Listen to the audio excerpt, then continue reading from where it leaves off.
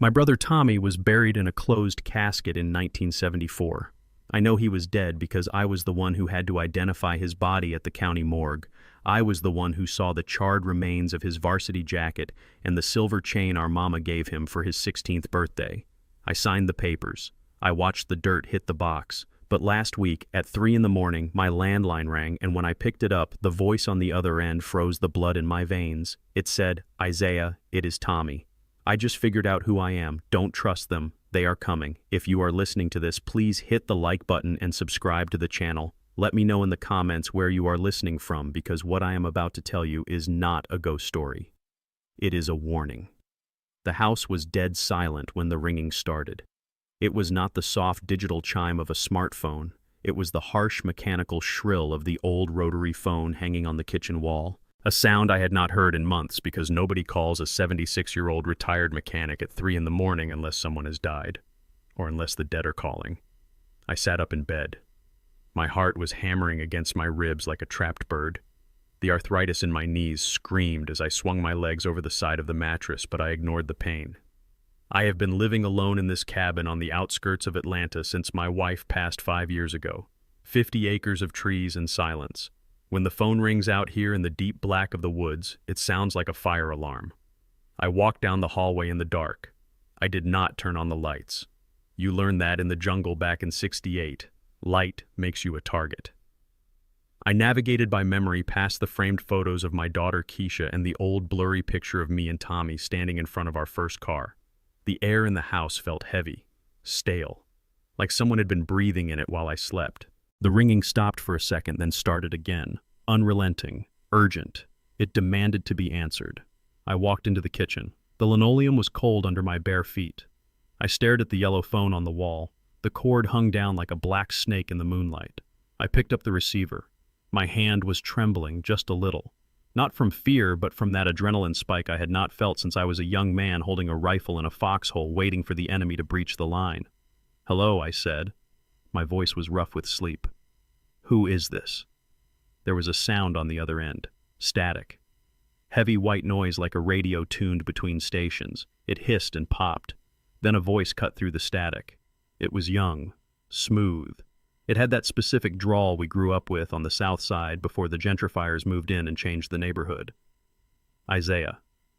I almost dropped the phone. Nobody calls me Isaiah anymore. My friends call me Zeke. My daughter calls me Dad.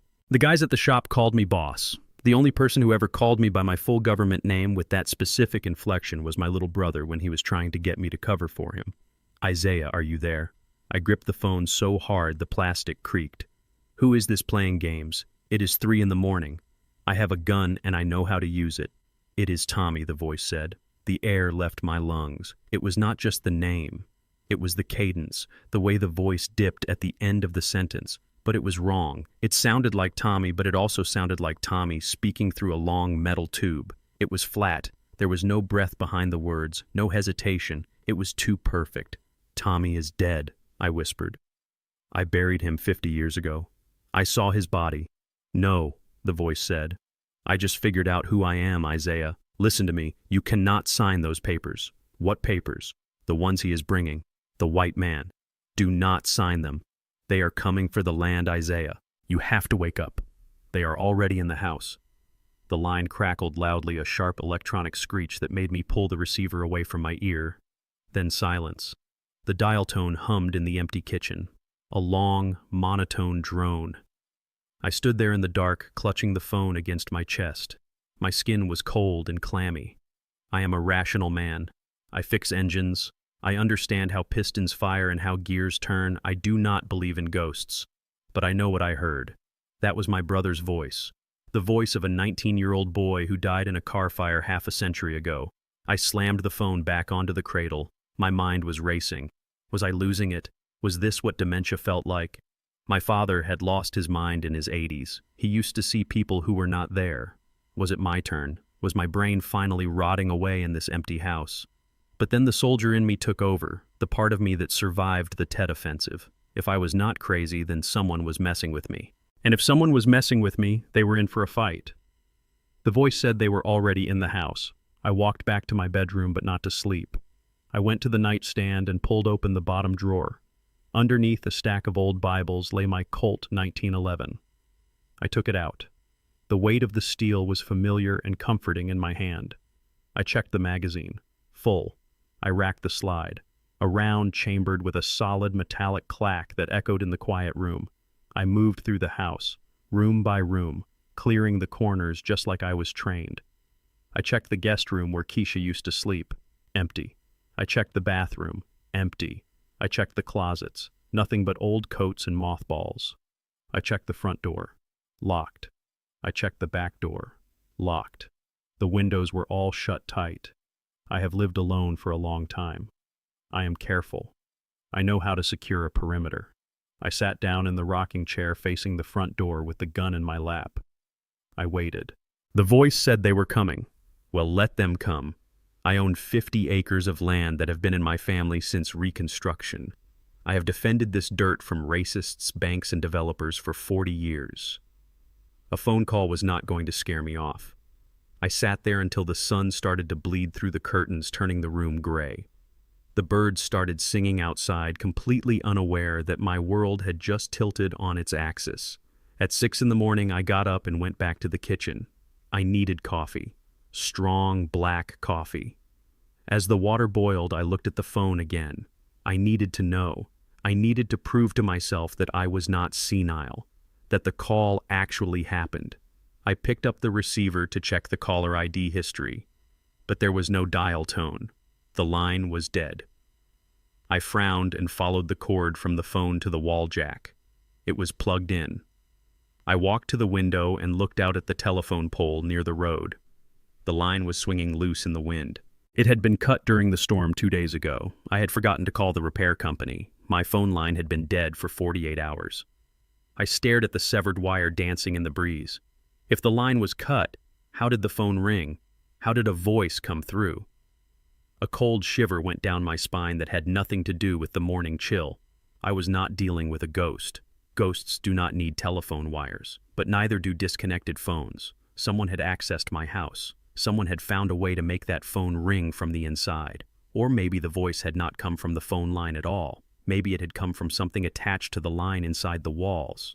I realized then that the voice was right about one thing. They were already here. Not ghosts, but something else. Something that knew about Tommy. Something that knew about the land. And something that wanted to make me question my own sanity. I looked down at the Colt on the table. I wasn't fighting spirits. I was fighting a different kind of enemy. An enemy that could mimic the dead. And I knew right then that this was just the first shot in a war I didn't even know I was fighting. The sun was barely up when the silence of the morning was broken, not by the roar of an engine, but by the crunch of gravel under heavy rubber tires. I looked out the kitchen window and saw it sliding up my driveway like a silver bullet. A Tesla.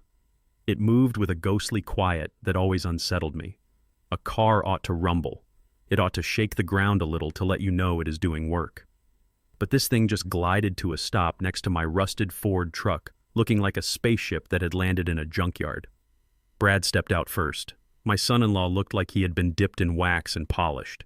He was wearing a navy blue suit that fit him too well, the kind that costs more than a year of property taxes. His shoes were brown leather, shined to a mirror finish that had never seen a speck of dirt or a drop of oil. He adjusted his cuffs, checked his reflection in the car window, and then opened the passenger door for my daughter. Keisha climbed out, looking tired. She was wearing a beige cardigan and jeans, her hair pulled back in a tight bun. She didn't look at the house. She looked at the ground. She looked at the trees. She looked everywhere but at me standing in the window. That broke my heart a little more than the night before. She knew why they were here. I unlocked the front door and waited. I didn't step out on the porch. This was my perimeter, and I was going to hold the high ground. Brad walked up the steps with a bounce in his stride that grated on my nerves. He had a smile plastered on his face, the kind politicians wear when they are shaking hands with people they plan to evict. "Good morning, Isaiah," he boomed, his voice too loud for the quiet woods. "We were in the neighborhood and thought we would swing by. Bring you some breakfast." He held up a white paper bag from a fancy bakery in the city. The smell of sugary dough and expensive coffee wafted toward me, fighting with the scent of the pine trees. I stepped back and let them in. I didn't want their food, but I wanted to see their eyes. I wanted to see what they were hiding. Keisha gave me a quick hug. Her arms felt stiff. "Hey, Daddy," she whispered. How are you feeling?" "I am feeling like a man who got a phone call from the dead," I said, looking straight at Brad. Brad laughed.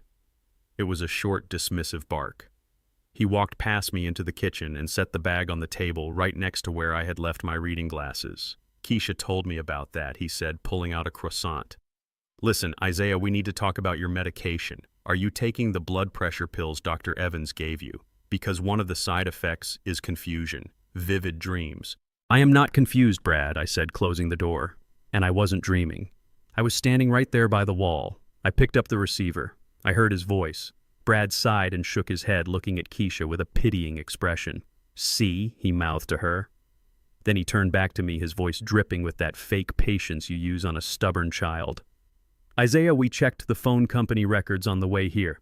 The line is dead, physically severed. There is no electricity running to this house for a landline.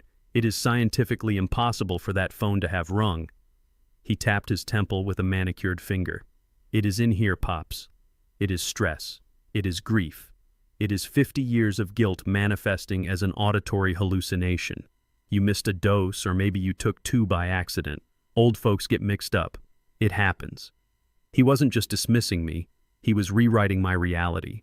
He was standing in my kitchen, eating my air, and telling me that my own senses were lying to me. I walked over to the counter and poured myself a cup of cold coffee from the pot. I needed to keep my hands busy, or I was going to wring his neck. "I know what I heard," I said, keeping my voice level. "And I know what I saw. My car was moved." Brad waved a hand, dismissing that too. "You probably parked it there and forgot. Or maybe you went for a drive in your sleep. That is dangerous, Isaiah. You could have hurt someone." He leaned against the counter, crossing his arms. "Look, we are not here to argue. We are here because we love you. Keisha loves you. And we are worried.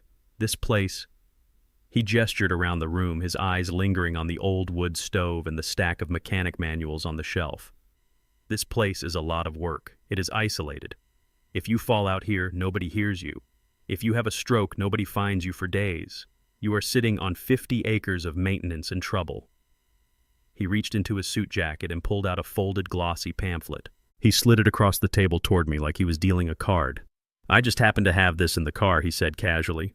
"A client of mine is on the board. It is top-tier Isaiah." I looked down at the brochure. Golden Horizon Senior Living. The cover showed a smiling white man playing golf on a green that looked like it was painted on. I picked it up. My hands were rough-stained with grease and age against the smooth paper. "You want to put me in a home?" I said. "Not a home," Keisha interjected, her voice trembling. "It is a community, Daddy. They have doctors. They have activities. You wouldn't be alone." I looked at my daughter. I saw the fear in her eyes. But underneath the fear, I saw the exhaustion. She was tired of worrying about me. And Brad had offered her a solution. A way to put the old man on a shelf where he wouldn't cause any more trouble. "I am not going anywhere," I said, dropping the brochure into the trash can. "This is my land. My grandfather bought these acres when they were nothing but swamp and scrub oak. He drained it. He built on it. I was born here and I intend to die here." Brad's smile tightened at the edges. "Nobody is trying to take your land, Isaiah," he said. "But be realistic. You are 76. You are seeing ghosts. You are hearing phones that don't work. You are forgetting where you park your car. How long before you forget to turn off the stove? How long before you burn this whole place down with you inside it?" He walked over to the window and looked out at the property. "This land is worth a lot of money," he said, his back to me. "Money that could pay for the best care in the state. Money that could ensure Keisha's future. It is selfish to hold on to it just for sentimental reasons when you are clearly struggling." Struggling. That was the word he used. Not crazy, not senile. Struggling. It was a soft word for a hard verdict. "I need to use the bathroom," I said. "I need a minute." I walked down the hall, my boots heavy on the floorboards. I went into the bathroom and closed the door, but I didn't latch it. I stood there for a second, breathing hard, staring at my reflection in the mirror, the gray stubble on my chin, the deep lines around my eyes. Was he right? Was I losing it? No. I remembered the snap of the twig last night. I remembered the empty safe. I opened the door a crack just enough to see down the hallway into the kitchen. Brad was standing by the table. He wasn't looking at the brochure. He wasn't looking at Keisha. He was holding my cell phone. I had left it on the counter next to the coffee pot. I saw him pick it up. He tapped the screen quickly, his thumbs moving with the speed of someone who grew up with screens instead of tools. He wasn't just checking the time, he was scrolling.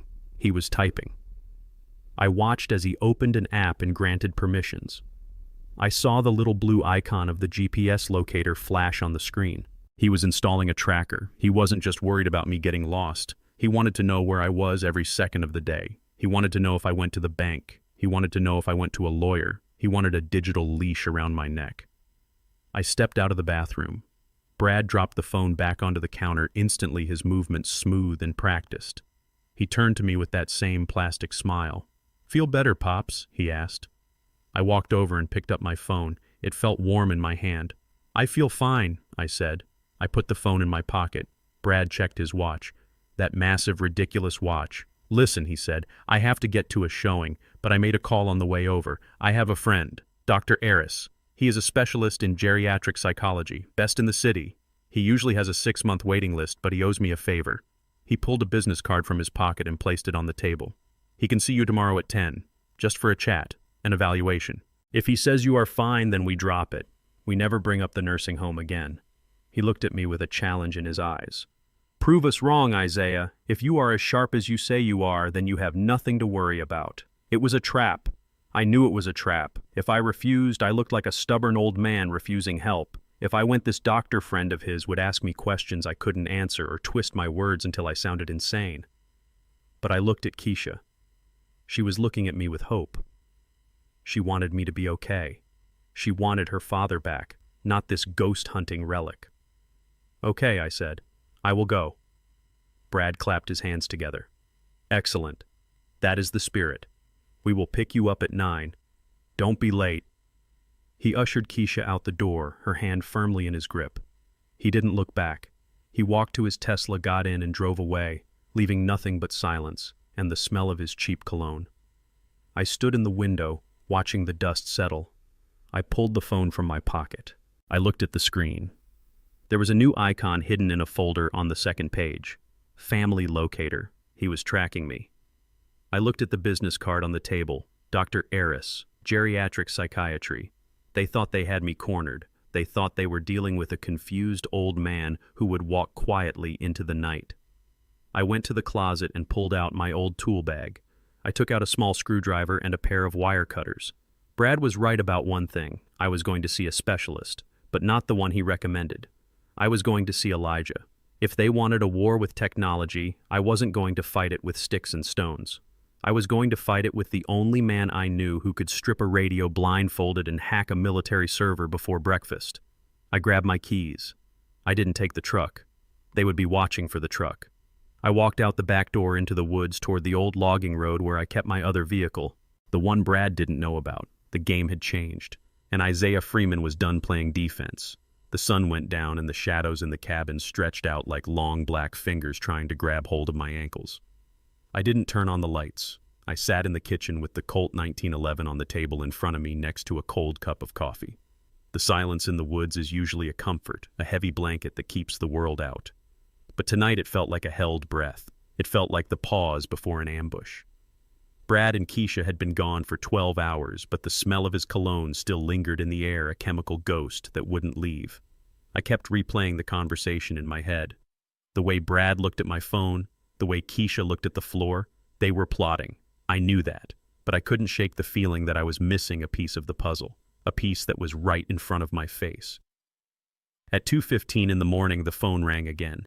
It was the same harsh mechanical jangle as before, cutting through the dark like a scream. I didn't jump this time. I didn't tremble. I just stared at the yellow box on the wall. The cord was still unplugged from the jack. I had ripped it out myself after Brad left just to be sure, but there it was ringing. I stood up slowly, my joints popping in the quiet room. I walked over to the phone. I didn't pick it up right away. I watched it vibrate against the plaster. It was an impossible object, a machine functioning without power. But I knew enough about electronics to know that nothing is magic. Everything has a power source. Everything has a circuit. I lifted the receiver. Isaiah. The voice was clearer this time, less static, more depth. It sounded so much like him it made my chest ache. It sounded like the summer of '73 when we were working on that old Chevy in the driveway, grease under our fingernails, sweat running down our backs. "I am here," I said. My voice was steady. "I am not scared of you." "You should be," the voice said. "Not of me, Zeke. Of the fire. Zeke." My heart skipped a beat. Brad didn't know that name. Keisha didn't use that name. Only Tommy called me Zeke. It was short for Ezekiel, my middle name, the name I hated growing up but let him use because he was my little brother. "Why did you leave me inside, Zeke?" The question hit me like a physical blow. The air in the kitchen suddenly felt hot, stifling. I could smell gasoline. I could smell burning rubber. "I didn't leave you," I whispered. "I tried to pull you out. The door was jammed. The heat was too much. You ran," the voice accused. It was devoid of emotion, flat and cold. "You ran and you let me burn. Do you remember the scar, Zeke? The one on your thigh? The X?" I froze. My hand went instinctively to my left leg. There, buried under denim and 50 years of living, was a jagged white scar in the shape of an X. I got it when I was 12, climbing a chain-link fence to steal apples from Old Man Miller's orchard. Tommy was the only one there. He was the one who helped me limp home. He was the one who stitched it up with a needle and thread from Mama's sewing kit because we were too scared to go to the hospital. Only 2 people in the world knew about that scar. Me and Tommy. "It still hurts, Zeke," the voice said. "The fire. It hurts every day. Sign the papers. Let me rest, or I will burn it all down." The line went dead. No click. No dial tone. Just immediate, absolute silence.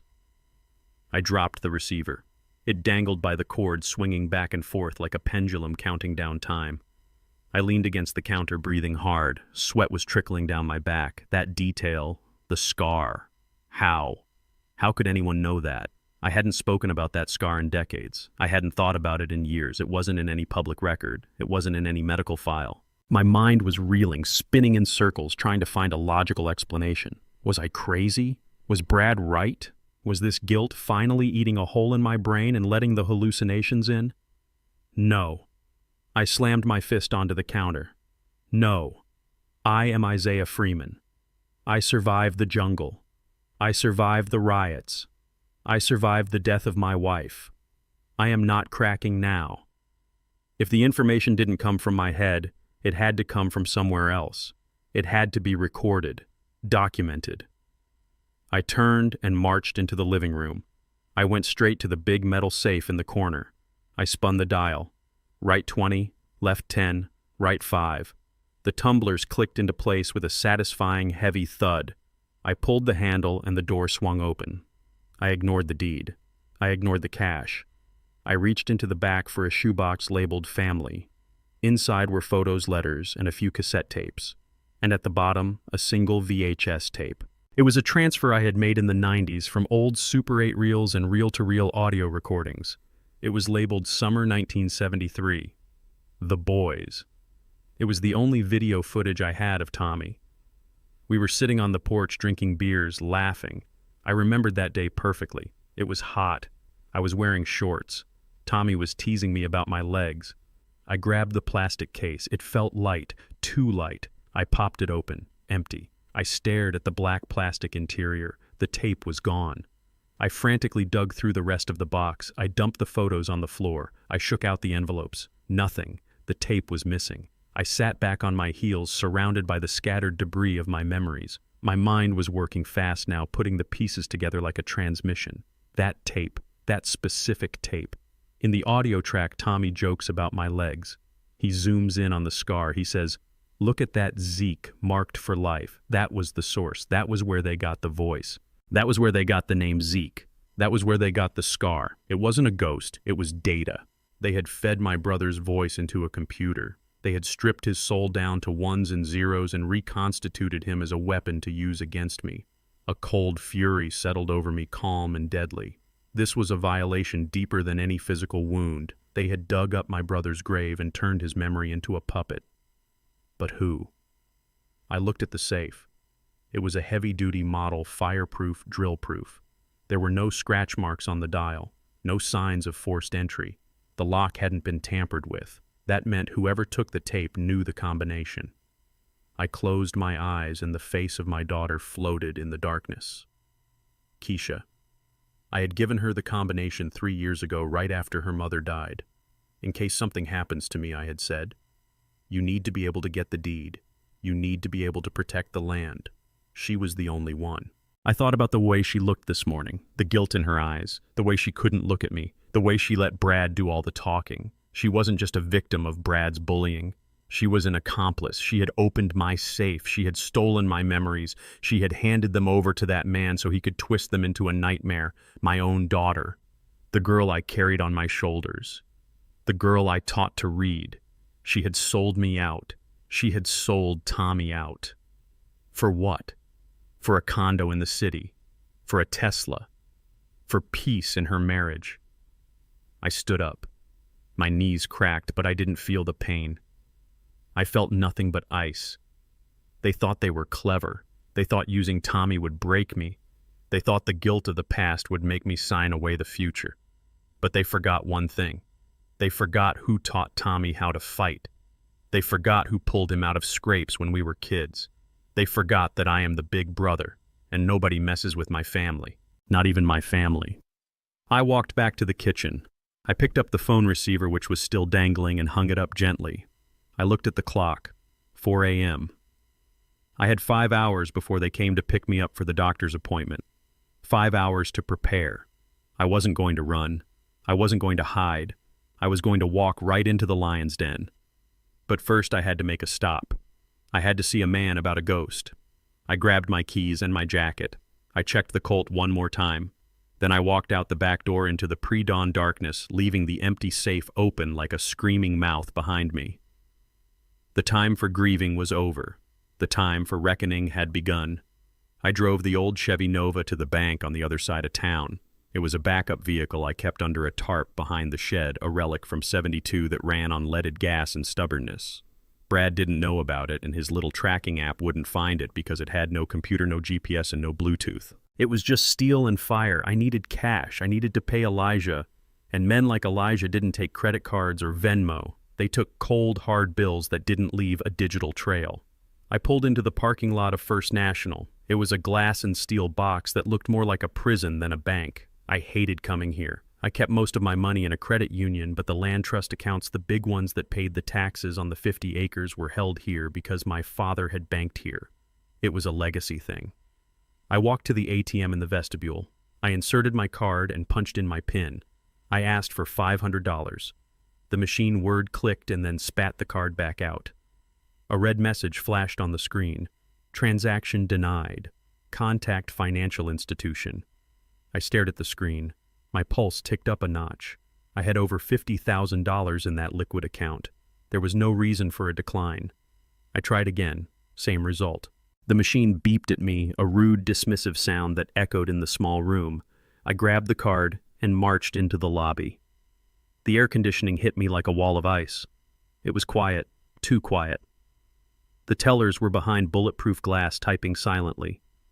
I walked up to the window. The girl behind the glass was young, maybe 20.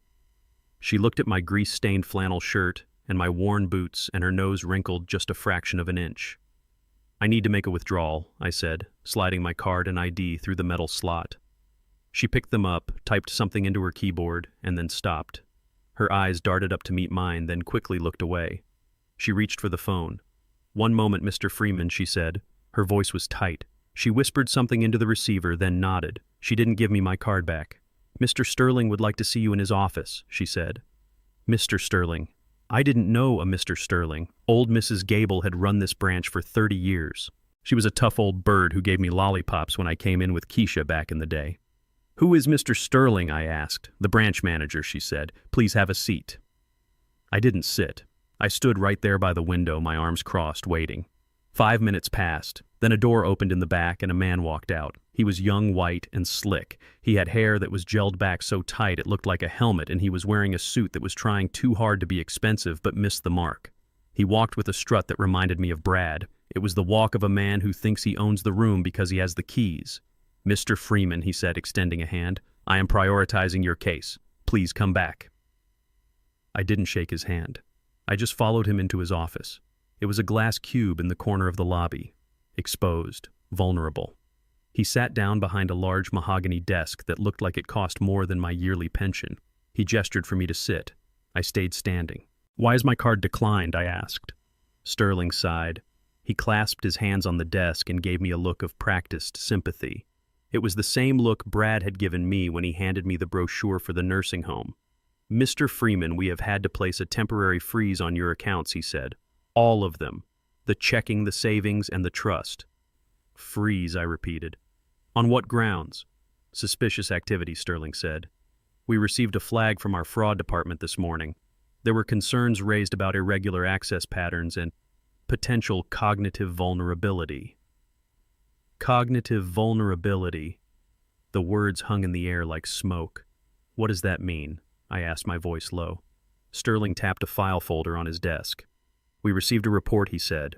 "A concerned party, a family member, contacted us. They stated that you have been experiencing episodes of confusion, memory loss, erratic behavior. Given the significant value of your assets and your advanced age, we are required by law to protect you from potential exploitation, even from yourself."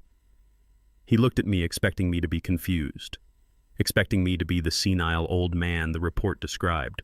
"Who filed the report?" I asked. "I cannot disclose that due to privacy policies," Sterling said. "But they have petitioned for a temporary financial guardianship. Until the court can review the medical evidence, your assets are frozen to prevent any large withdrawals that might be ill-advised." I leaned forward, placing my hands on his desk. "You are freezing my money because someone told you I am crazy," I said. "Without a court order, without a doctor's note, just a phone call. It is standard protocol for at-risk seniors," Sterling said, his voice hardening. "And frankly, Mr. Freeman, looking at the activity, large cash withdrawal attempts, refusal to use digital banking, it fits the profile." He opened the folder. Inside, I saw a printout of my account history. And underneath that, I saw something else. It was a map. It wasn't a bank document. It was a zoning map. A large color-coded printout of the county survey. My 50 acres were outlined in bright red. I looked closer. The land around my property was grayed out, but my land, my 50 acres of trees and creek, was labeled in bold black letters. "Proposed site, Oakwood Commercial Center." I looked up at Sterling. He saw me looking at the map and quickly closed the folder, but he wasn't fast enough. "Oakwood Commercial Center," I said. Sterling cleared his throat. That is just market research. We have to evaluate the collateral value of the trust." Collateral value. And then I saw it. On the corner of his desk, next to a picture of him on a boat, was a golf ball. A Titleist with a logo stamped on the side. It wasn't a bank logo, it was a real estate logo. Premier Properties. That was Brad's company.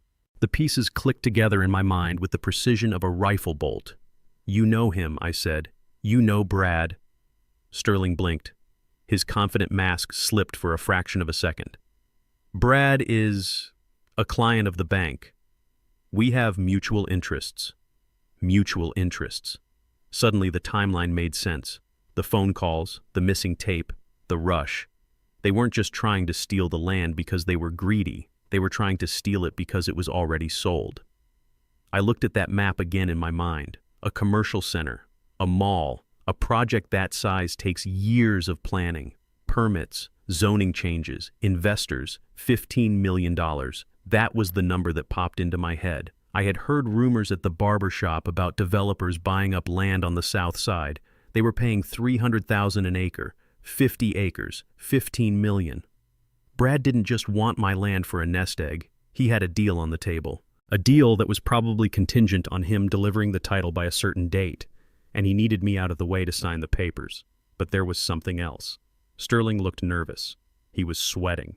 A bead of perspiration was trickling down his temple. He kept tapping his pen against the desk.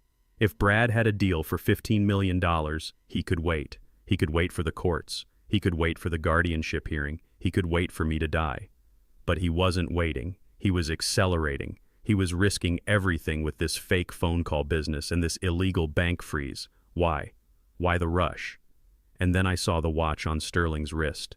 It was a Rolex, a Daytona, gold, heavy. It cost 20 grand easy, too much for a branch manager at a suburban bank, and Brad's Tesla, and Keisha's new clothes. They were flashing money they didn't have. I looked at Sterling's eyes. They were dilated. Fear. He wasn't afraid of me. He was afraid of what would happen if this didn't work. "Brad owes money," I said. It wasn't a question. Sterling stiffened. "I don't discuss other clients' finances. He owes a lot of money," I continued. "And he owes it to people who don't send late notices. He owes it to people who break legs." Sterling didn't say anything, but his face went pale. He stopped tapping the pen.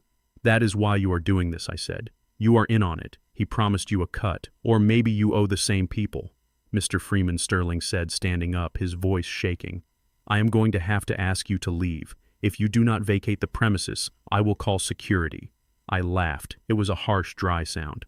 "You call them," I said. "Call the police. Tell them you are holding a veteran's money hostage because your golf buddy made a bad bet." Sterling reached for the phone. His hand was trembling. I didn't wait for him to dial. I turned and walked out. I walked through the lobby, past the young teller who wouldn't look at me, past the armed guard by the door. I stepped out into the hot Atlanta sun. My truck was parked in the far corner, baking in the heat. I didn't have the cash. I didn't have access to my accounts. I was effectively broke. But I had something better. I had the truth. Brad wasn't just a greedy son-in-law. He was a desperate man, a man on a clock. He had sold land he didn't own to pay debts he couldn't cover. And the deadline was coming. That explained the sloppiness. That explained the AI voice. He didn't have time to do this the long way. He needed me to sign that power of attorney now. Today. Tomorrow at the latest. If I didn't sign, he was a dead man, and he was willing to kill me to save himself. I got into the Nova and cranked the engine. It roared to life, vibrating through the seat. I drove out of the lot. I wasn't going home. Going home was suicide. Brad would be watching the house. He would be waiting for me to break to panic. He expected me to be confused. He expected me to be the scared old man calling for help. He didn't expect me to know about the $15 million. He didn't expect me to know about the debt. I turned the car toward the highway, toward the bad part of town, toward the salvage yards and the pawn shops. I needed Elijah, and I needed him now more than ever. Because Brad had brought a high-tech war to my doorstep. But he forgot that war isn't about the newest gadgets. War is about leverage. He thought he had leverage on me because of my age, because of Tommy. But now I knew his secret. He was bleeding, and when your enemy is bleeding, you don't retreat, you attack. I parked the Nova deep in the woods behind the shed, covering it with a camouflage tarp and brush so not even a drone could spot it. It was almost midnight when I slipped back into my house through the cellar door. The cabin was dark and silent, but the air felt charged like the static before a lightning strike. I was tired. My bones ached from the tension and the driving, but I couldn't sleep. Not tonight. I sat in the rocking chair in the living room, the Colt on my lap, watching the shadows. The house breathed around me, the settling timber and the wind in the chimney, familiar sounds I had known for 40 years. But then, at exactly 12:30, the silence shattered. It started with a click, a mechanical relay switching on somewhere in the walls. Then the lights exploded. Every bulb in the house flared to maximum brightness, instantly blinding me. The LEDs Brad had insisted on installing last month pulsed with a harsh blue-white glare that hurt my eyes. I threw my arm up to shield my face, blinking away spots. Before I could adjust, the sound hit. It came from everywhere at once. The smart speakers Brad had mounted in every corner of the ceiling, the ones he said would play jazz and let me check the weather, screamed to life. But it wasn't music. It was fire. The roar of an inferno filled the room, a deafening crackle and hiss that sounded like the world was burning down around me. And underneath the roar, a voice. "Isaiah, help me. It burns. Zeke. It burns." Tommy's voice, screaming. My heart slammed against my ribs. The sound was so loud it vibrated in my teeth. It wasn't just a recording. It was surround sound, perfectly engineered to put me right back in that car wreck in 1974. I scrambled out of the chair, the gun slipping from my lap to the floor. I covered my ears, but the screaming drilled right through my hands. "Help me, Zeke. Why didn't you save me?" The temperature in the room began to climb. I could feel it on my skin, a sudden oppressive heat. I looked at the smart thermostat on the wall. The digital display was glowing red, climbing rapidly. 80, 90, 100. The furnace in the basement had kicked on full blast, pumping superheated air through the vents. It smelled like dust burning off the coils, a smell that mixed with the memory of gasoline in my head to create a panic I hadn't felt in decades. It was a sensory assault. Lights flashing, heat rising, my brother screaming for mercy. "Stop it!" I yelled. My voice was lost in the digital inferno. "Stop it!" I stumbled toward the thermostat, trying to rip it off the wall. The plastic was hot to the touch. I clawed at it, tearing it loose. Wires sparking, but the heat didn't stop. The furnace was hardwired. The command had already been sent. "Isaiah, it is your fault you let me burn." The voice was coming from the kitchen now, then the hallway, then the bedroom, moving around me like a ghost. I grabbed the nearest thing I could find, my old Louisville Slugger baseball bat leaning against the coat rack. I swung. The smart speaker in the living room shattered in a shower of plastic and silicon. The voice stuttered, then jumped to the kitchen speaker, louder now, more accusatory. "Murderer. You killed me." "Zeke." I ran into the kitchen, swinging the bat wild. I smashed the speaker on the counter. I smashed the smart hub Brad had plugged into the wall. I smashed the coffee maker that had started brewing boiling water onto the floor. I was a man possessed, fighting an invisible enemy. Every time I destroyed one device, another one took up the chant. Zeke, Zeke, Zeke. The heat was suffocating now. Sweat poured down my face, stinging my eyes. My chest felt tight, like a band of iron was constricting my lungs. I was back there. I was 19 years old, watching the flames consume my brother, helpless, useless. I fell to my knees in the hallway, gasping for air. The lights were strobing now, a disorienting disco effect that made the walls seem to breathe. And then through the roar of the fire and the screaming, I heard another sound. Sirens. Blue and red lights flashed through the front window, cutting through the blinding white of the house lights. Tires screeched on the gravel. Car doors slammed. "Police, open up." I tried to stand, but my legs were shaking. I still held the bat, my knuckles white. I looked around the wreckage of my home. Smashed electronics, torn wires, broken glass. The front door burst open. 3 officers stormed in, guns drawn, flashlights cutting through the strobe. "Drop the weapon. Drop it now." I blinked, blinded by the beams. I tried to speak, but my throat was raw. "I am not—" I started. On the ground. Now, a taser dot danced on my chest. I dropped the bat. It clattered loudly on the hardwood. I lowered myself to my knees, hands in the air. The officers swarmed me. One kicked the bat away. Another grabbed my arms, wrenching them behind my back. The cuffs clicked tight, biting into my wrists. "Clear the house," one officer shouted. "Check for victims." They dragged me out onto the porch. The night air felt shockingly cold after the furnace heat. I gulped it down, my lungs burning. And there, standing by the police cruiser, looking concerned and impeccable, was Brad. He was wearing a cashmere sweater over his pajamas, acting the part of the terrified son-in-law perfectly. Keisha was next to him, wrapped in a blanket, crying. "Officer, is he okay?" Brad asked, rushing forward. "Oh my God, Isaiah, what did you do?" The officer holding me pushed me toward the car. "He is secure, sir. We found him destroying the house. He had a weapon." Brad shook his head, looking at the officer with wide, pleading eyes. "He has dementia. I told the dispatcher. He gets confused. He has violent episodes. We tried to get him help, but he refused." He looked at me then. A quick glance, full of triumph. "See what happens when you don't take your medicine." "Pops," he said softly, so only I could hear. The officer looked at the wreckage inside the house, the smashed electronics, the thermostat hanging by a wire. He completely trashed the place, the officer said. He was screaming at people who weren't there. "I wasn't," I croaked. "The speakers, the heat. He hacked the house." Brad sighed, a long, sad sound. "See what I mean? Paranoia, delusions. He thinks the house is attacking him." He turned to the sergeant in charge. "Please, officer, don't take him to jail. He is sick. He needs a hospital. He needs a psychiatric hold.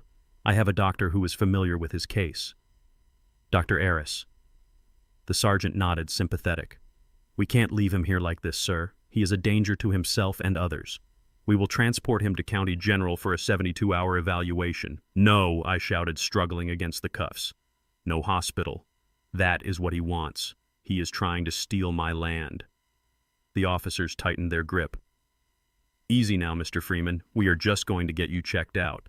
They shoved me into the back of the cruiser. The hard plastic seat was cold. I watched through the window as Brad put his arm around Keisha, comforting her. He looked at the house. My house. Broken. Violated. Empty. He had done it. He had pushed me until I snapped, and he had the police there to witness it. He had turned my sanctuary into a trap and used my own grief as the bait. The cruiser started to move. I watched Brad pull out his phone. He wasn't calling a doctor. He was probably calling the investors. He was probably texting Sterling at the bank. The deal is done. The old man is out of the way. I leaned my head against the glass, watching the trees blur by. I was beaten. I was in cuffs. I was heading to a psych ward. But as the siren wailed in the night, I realized something. Brad had made one mistake. He thought this was the end. He thought he had won. But he forgot that you don't corner a wounded animal unless you are ready to kill it. And he hadn't killed me, not yet. He had just made me dangerous. I closed my eyes and listened to the siren. It didn't sound like a defeat. It sounded like a rallying cry. 72 hours. I could survive 72 hours. I had survived worse. And when I got out, I wasn't going to be Isaiah the victim. I was going to be Zeke the Avenger. County General's psychiatric wing smelled like bleach and stale despair. They took my clothes, they took my boots, they took the Colt 1911. They even took my belt and my shoelaces, leaving me in a thin paper gown that offered no warmth and no dignity. I was just a number now, a 76-year-old black male with acute delirium and violent tendencies. That was what the chart at the end of my bed said. I read it when the nurse wasn't looking. The room was a white box with no windows, just a heavy steel door with a small reinforced glass pane. There was a bed bolted to the floor and a toilet in the corner that flushed on a timer. For the first 12 hours I paced. My knees ached and my head throbbed, but I didn't stop. I measured the room in steps, 6 by 8, smaller than a cell in the Hanoi Hilton, but cleaner. Then Dr. Aris arrived. He was the man from the business card Brad had left on my kitchen table. He didn't look like a monster. He looked like a grandfather. He had silver hair and soft hands and a voice that sounded like warm milk. He sat on a plastic chair by the door, his clipboard resting on his knee, looking at me with a pity that felt like a suffocating blanket. "Isaiah," he said softly, "can you tell me about the fire?" I sat on the edge of the bed. My hands were shaking not from fear but from the rage I had to keep bottled deep inside my chest. "There was no fire," I said. "My son-in-law hacked the thermostat." Dr. Aris nodded slowly, making a note. "The thermostat. And the voice is Isaiah, the voice of your brother. Did he tell you to start the fire?" He was twisting it. He was taking my reality and bending it until it snapped. He wasn't listening to me. He was building a narrative, a story of a broken mind that needed to be managed. "I didn't start a fire," I repeated, keeping my voice low. "I smashed the speakers because they were screaming." Dr. Aris sighed. He reached into his pocket and pulled out a small paper cup. Inside were 2 blue pills. "You are agitated, Isaiah. Your blood pressure is dangerously high. This will help you relax. It will help quiet the voices." He held the cup out to me. Behind him, a large orderly watched his arms crossed over his chest, ready to hold me down if I refused. I looked at the pills. I knew what they were. Chemical restraints. They would turn my brain to mush. They would make me compliant. They would make me sign anything they put in front of me. I reached out and took the cup. My hand trembled. I let him see the tremor. I let him see the fear in my eyes. "Will it stop the screaming?" I asked, my voice cracking. "Yes, Isaiah.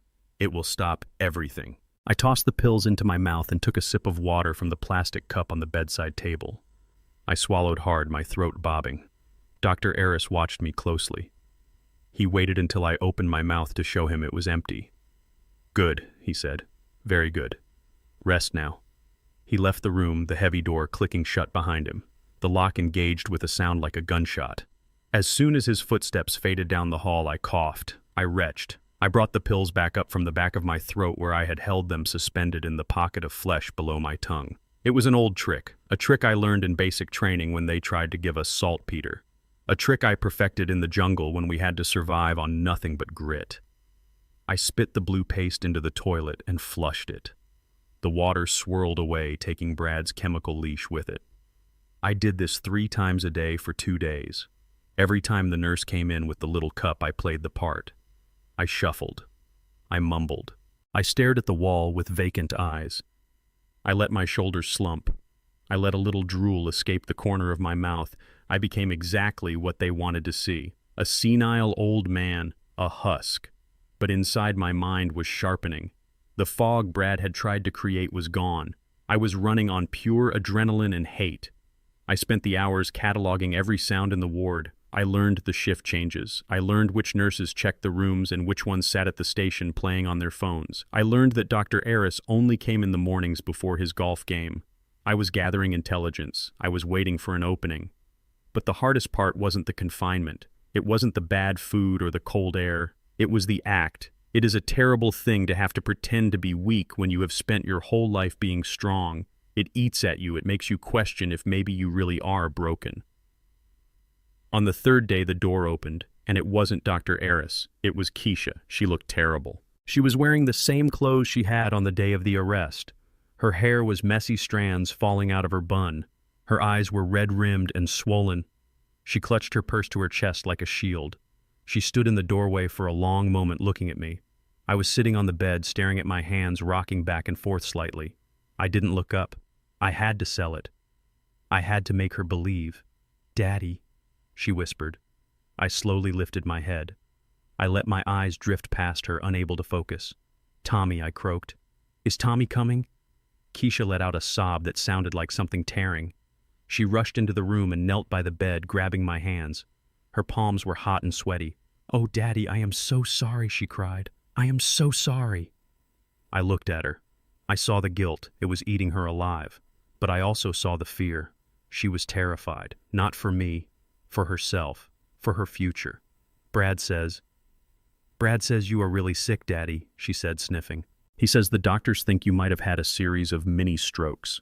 That is why you are hearing things. That is why you got violent." She squeezed my hands. "We just want to help you. We want to get you into a good place. A safe place." She reached into her purse. My heart hardened. I knew what was coming. I had been waiting for this moment since I saw the map on Sterling's desk. She pulled out a thick document stapled at the top. It was legal paper, heavy and official. "This is a power of attorney, Daddy," she said, her voice trembling. It just lets Brad handle the legal stuff while you get better. He can pay the bills. He can manage the land. He can make sure you get the best doctors." I looked at the paper. Power of attorney. The words were bold and black. It was a death warrant for my legacy. If I signed that Brad could sell the land 5 minutes later, he could bulldoze my grandfather's cabin. He could pour concrete over my history. "Just sign it," Daddy, Keisha begged, pushing a pen into my hand. "Please. Brad says if you sign it, he can get you out of here today. He can take you home. If you don't, they are going to keep you here. They are going to send you to the state hospital." She was crying harder now, tears dripping onto the paper. "I don't want you to go to the state hospital, Daddy. Please, just sign it." I looked at the pen. It was a cheap blue ballpoint. I held it in my trembling fingers. I looked at the signature line. This was the moment. This was the test. If I refused, she would know I was lucid. She would tell Brad, and Brad would know his gaslighting hadn't worked. He would try something else, something worse. But if I signed, I lost everything. I had to walk the line. I had to be confused enough to be compliant but broken enough to be useless. I brought the pen down to the paper. My hand shook violently. I made a mark. A jagged scratch that looked nothing like my name. "Tommy." I whispered, my eyes wide with fake terror. "Tommy says no. The fire. The fire is coming, Keisha." I dropped the pen. I pulled my hands away and covered my face, rocking back and forth harder. "No, no, no," I moaned. "Don't let it burn." Keisha stared at me, horrified. She looked at the paper with its useless scratch. She looked at her father, curled into a ball of fear. She stood up. She put the paper back in her purse. I will tell Brad you tried," she said, her voice hollow. "I will tell him." She backed out of the room. She couldn't stand to look at me. She couldn't stand to see what she thought was the shell of her father. When the door clicked shut, I stopped rocking. I lowered my hands. I took a deep breath. I had bought myself time, but not much. Brad would be furious. He would come next. And he wouldn't bring a pen. He would bring something much more permanent. I needed to get out. Tonight. I walked to the door and looked through the glass pane. The hallway was empty. 72 hours were almost up. The legal hold was about to expire. But Brad wouldn't let me walk out of here. He had Dr. Aris. He had the diagnosis. He was going to petition for a permanent commitment. I needed a lawyer, a real one, or better yet, I needed a soldier. I went back to the bed and reached under the mattress. There, tucked into the metal springs, was a small piece of wire I had worked loose from the air vent yesterday. It wasn't much. But for a man who could fix a tank with a wrench and some duct tape, it was enough. I waited for nightfall. I waited for the shift change. I wasn't going to sign. I wasn't going to break. I was going to escape. And then I was going to burn Brad's world to the ground. The 72-hour hold was a legal gray area. Brad knew it, Dr. Eris knew it, and I knew it. They could keep me for observation, but without a court order signed by a judge, they couldn't hold me indefinitely against my will. Not unless I was deemed an immediate threat. And that was why they were medicating me. A sedated man can't argue his rights. A sedated man looks like he belongs in a cage. But I wasn't sedated. I was wide awake. I waited until the night nurse did her rounds at 3 a.m. She was a heavy woman who smelled of menthol cigarettes and indifference. She glanced through the window, saw the lump under the blanket, and kept walking, her shoes squeaking on the linoleum. As soon as she was gone, I moved. I pulled the wire from under the mattress. It was thin but stiff. I went to the door. The lock was an old mechanical tumbler, simple but sturdy. I had picked locks like this in Saigon with a paper clip. I worked the wire into the keyhole. I felt the pins. 1, 2, 3, click. The door swung open silently. I stepped out into the hallway. It was empty, lit by the fluorescent hum of the night lights. I moved quickly, staying low, hugging the wall. I didn't head for the exit. That was where the security guard sat. I headed for the nurse's station. There was a phone on the desk. An old landline. I picked it up and dialed a number I had memorized 40 years ago. It rang once, twice. "Yeah," a voice rasped. It sounded like gravel in a cement mixer. "Elijah," I whispered. "It is Zeke. I am in the box. County General. Psych ward." There was a pause, then a low chuckle. "Well, Zeke, you always did know how to find the best accommodations. What is the situation?" "Hostile," I said. "Family. They are trying to commit me. I need an extraction." "Legal. Legal," Elijah repeated. "That is boring, but doable. Give me an hour. And Zeke, try not to hit anybody until I get there." I hung up and slipped back into my room. I locked the door from the inside and lay back on the bed. Now I just had to wait. An hour later, the quiet of the ward was shattered by a voice that could peel paint off a wall. "I am demanding to see my client immediately. This is a violation of his constitutional rights under the Habeas Corpus Act and the Geneva Convention." I sat up and smiled. "Elijah."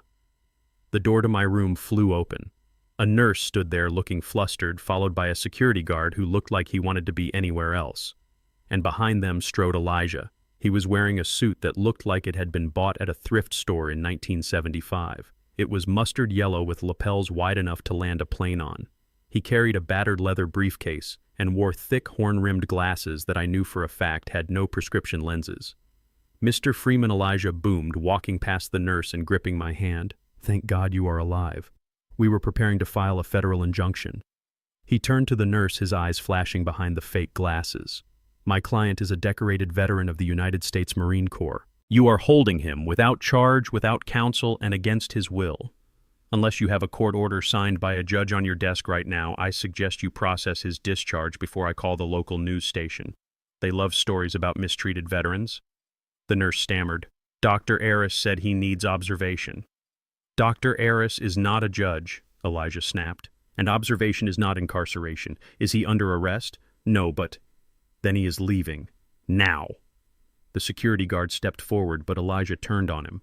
"Don't even think about it, son," he growled, "unless you want to explain to a jury why you assaulted a senior citizen and his attorney." The guard backed down. The bluff worked. They didn't want a scene. They didn't want the press. They just wanted the problem to go away. 20 minutes later, I was walking out the front doors of the hospital wearing my own clothes again. The air smelled like exhaust and freedom. Elijah led me to his van. It was a rusted white Econoline that had seen better decades. The back was filled with electronic parts, wires, monitors, and half-disassembled computers. It was his mobile workshop, his fortress. "Get in, Zeke," Elijah said, dropping the lawyer act. "We have work to do." We drove in silence until we reached the Bottoms, the old industrial district where Elijah had his shop. It was a maze of brick warehouses and abandoned factories, a place where people went to disappear. Elijah pulled the van into a garage and closed the heavy metal door behind us. "Safe," he said. He led me into the back room. It was a chaotic wonderland of technology. Servers hummed in the corner. Screens flickered with code. This was where Elijah really lived. He wasn't a lawyer. He was a ghost in the machine, a man who had learned to manipulate signals before the internet even existed. He sat me down in a worn leather chair and handed me a beer. "Okay, Zeke," he said. "Tell me everything." I told him. The phone calls, the missing tape, the fire, the pills, Brad. Elijah listened without interrupting, his face grim. When I finished, he stood up and walked over to a bank of computers. "Give me the phone," he said. I handed him my cell phone, the one Brad had put the tracker on. Elijah plugged it into a cable. His fingers flew across the keyboard. "Nasty little bug," he muttered. "Family locator, keylogger, microphone access. He has been listening to everything, Zeke, even when the phone is off." He typed a command and the screen flashed green. "I isolated it," he said. "I am feeding it a loop. As far as Brad knows, you are still sitting in that hospital room staring at the wall." Then he turned to a larger screen. He pulled up a waveform. It was a jagged blue line representing sound. "I managed to pull the audio file from the cloud backup on your phone," Elijah said. "The call, the one at 3 a.m. He pressed a key. "Isaiah, it is Tommy." The voice filled the room. It sent a shiver down my spine, even here in this bunker. Elijah leaned in, staring at the waveform. "Look at this," he said, pointing to a flat section of the wave. "See that? That is silence. Absolute digital silence. In a real recording, even in a quiet room, there is ambient noise, room tone, breath." He pointed to another section. "And here, the pitch shifts perfectly. Too perfectly. Human vocal cords have micro tremors, imperfections. This is math." He spun around in his chair. "It is deepfake, Zeke. AI synthesis. Someone took a sample of Tommy's voice, probably from that tape you said was missing, and fed it into a neural network. They taught the computer how to sound like your brother. But it is more than that," I said. "It knew things. The scar, the name Zeke." Elijah nodded. "Metadata," he said. "That tape, did you ever label it? Did you ever write notes on the box?" I thought back. Yes. On the back of the photo album. I wrote about the day. I wrote about the apple orchard. "They digitized everything," Elijah said. "They didn't just copy the voice. They scanned the photos, the letters, the notes. They fed all of it into the system. The AI isn't just mimicking a voice. It is mimicking a personality based on the data they gave it." He looked at me, his expression grave. "This isn't some kid playing with an app, Zeke. This is high-end stuff. Military grade almost. To generate a voice this clean from a 50-year-old VHS tape, you need processing power. You need a server farm. Brad is a real estate agent," I said. "He sells condos." Elijah shook his head. "Then he has a backer. Someone with resources. Someone who wants that land bad enough to spend big money on psychological warfare." He pulled up a map on the screen. It was a satellite view of my property. 50 acres, Elijah mused. Prime location. Right next to the new highway expansion. He typed something else. A new window popped up. It was a corporate filing. Oakwood Development, LLC. Registered agent Bradley S. Miller. "But look at the partners," Elijah said, pointing to a list of names. "Shell companies," he said. "Ghosts. But look at the address for the main holding company. It was an address in the Cayman Islands." "Brad is in deep, Zeke," Elijah said. "This isn't just a development deal. This is money laundering, or something worse. He needs your land to wash something clean, and he is running out of time." "How do you know?" I asked. "Because of the aggression," Elijah said. "If it was just a mall, they would sue you. They would fight you in court for years. But this, gaslighting, breaking and entering, faking a fire, this is desperation. He has a deadline, and if he doesn't deliver the title by that deadline..." He drew a finger across his throat. I stood up. My hands were fists. "He used my brother." I said, my voice shaking with rage. "He used Tommy to try to break me." Elijah looked at me. "So what do we do, Zeke?" We can go to the police. But with the psych hold on your record? No police, I said. They won't believe a crazy old man. And Brad owns the narrative. Then what Elijah asked. I looked at the screen at the digital ghost of my brother's voice. We fight fire with fire, I said. He wants to play games with technology. Fine. Let's show him what real operators do. I looked at Elijah. Can you hack it? I asked. Can you hack the system he is using? Elijah grinned. It was a slow, dangerous smile. Zeke, I can hack the Pentagon if I have enough Red Bull. What do you want me to do? I want to turn his ghost against him, I said. I want to make him believe that the house really is haunted. But not by Tommy. By his own lies. I leaned over the desk, looking at the map of my land. I am not going back to the hospital, I said. And I am not going home. Not yet. I am staying here, Elijah. We are going to build a trap, a digital trap, and we are going to bait it with the one thing Brad can't resist. Greed, I said. Greed, Elijah agreed. We spent the rest of the night planning. Elijah pulled equipment from the shelves, micro cameras, long-range microphones, signal jammers. We were going to wire my house. We were going to wire Brad's office. We were going to wire his life. He wanted to watch me. Well, now I was going to watch him. I fell asleep in the chair, the hum of the servers lulling me into a fitful rest. I dreamt of Tommy. Not the voice on the phone, but the real Tommy. The boy with the crooked smile and the grease on his hands. He wasn't screaming. He was waiting. And when I woke up, I knew exactly what I had to do. I had to break into the belly of the beast. I had to get into Brad's office. Because Elijah was right. The AI was the weapon. But the motive, the real motive, was in the paperwork. And I was going to find it, even if I had to tear the walls down to get to it. The office of Premier Properties sat in a strip mall sandwiched between a nail salon and a payday loan place. It was a glass-fronted box that looked clean and expensive during the day, but at 2 a.m. it looked like a fishbowl. I parked the Nova 2 blocks away in the shadow of a dumpster. Elijah and I walked the rest of the way, keeping to the alley. We were 2 old men dressed in dark clothes, moving with a stiffness that came from age, but a silence that came from experience. Elijah carried a backpack filled with his electronic toys. I carried a crowbar and a lockpick set I hadn't used since the 70s. We stopped at the back door. It was a heavy steel security door with a keypad lock and a camera mounted above it, staring down like a cyclops. Elijah didn't even look up. He pulled a small device from his pocket, something that looked like a garage door opener with an antenna. He pointed it at the camera. "Smile," he whispered. He pressed a button. The red light on the camera blinked out.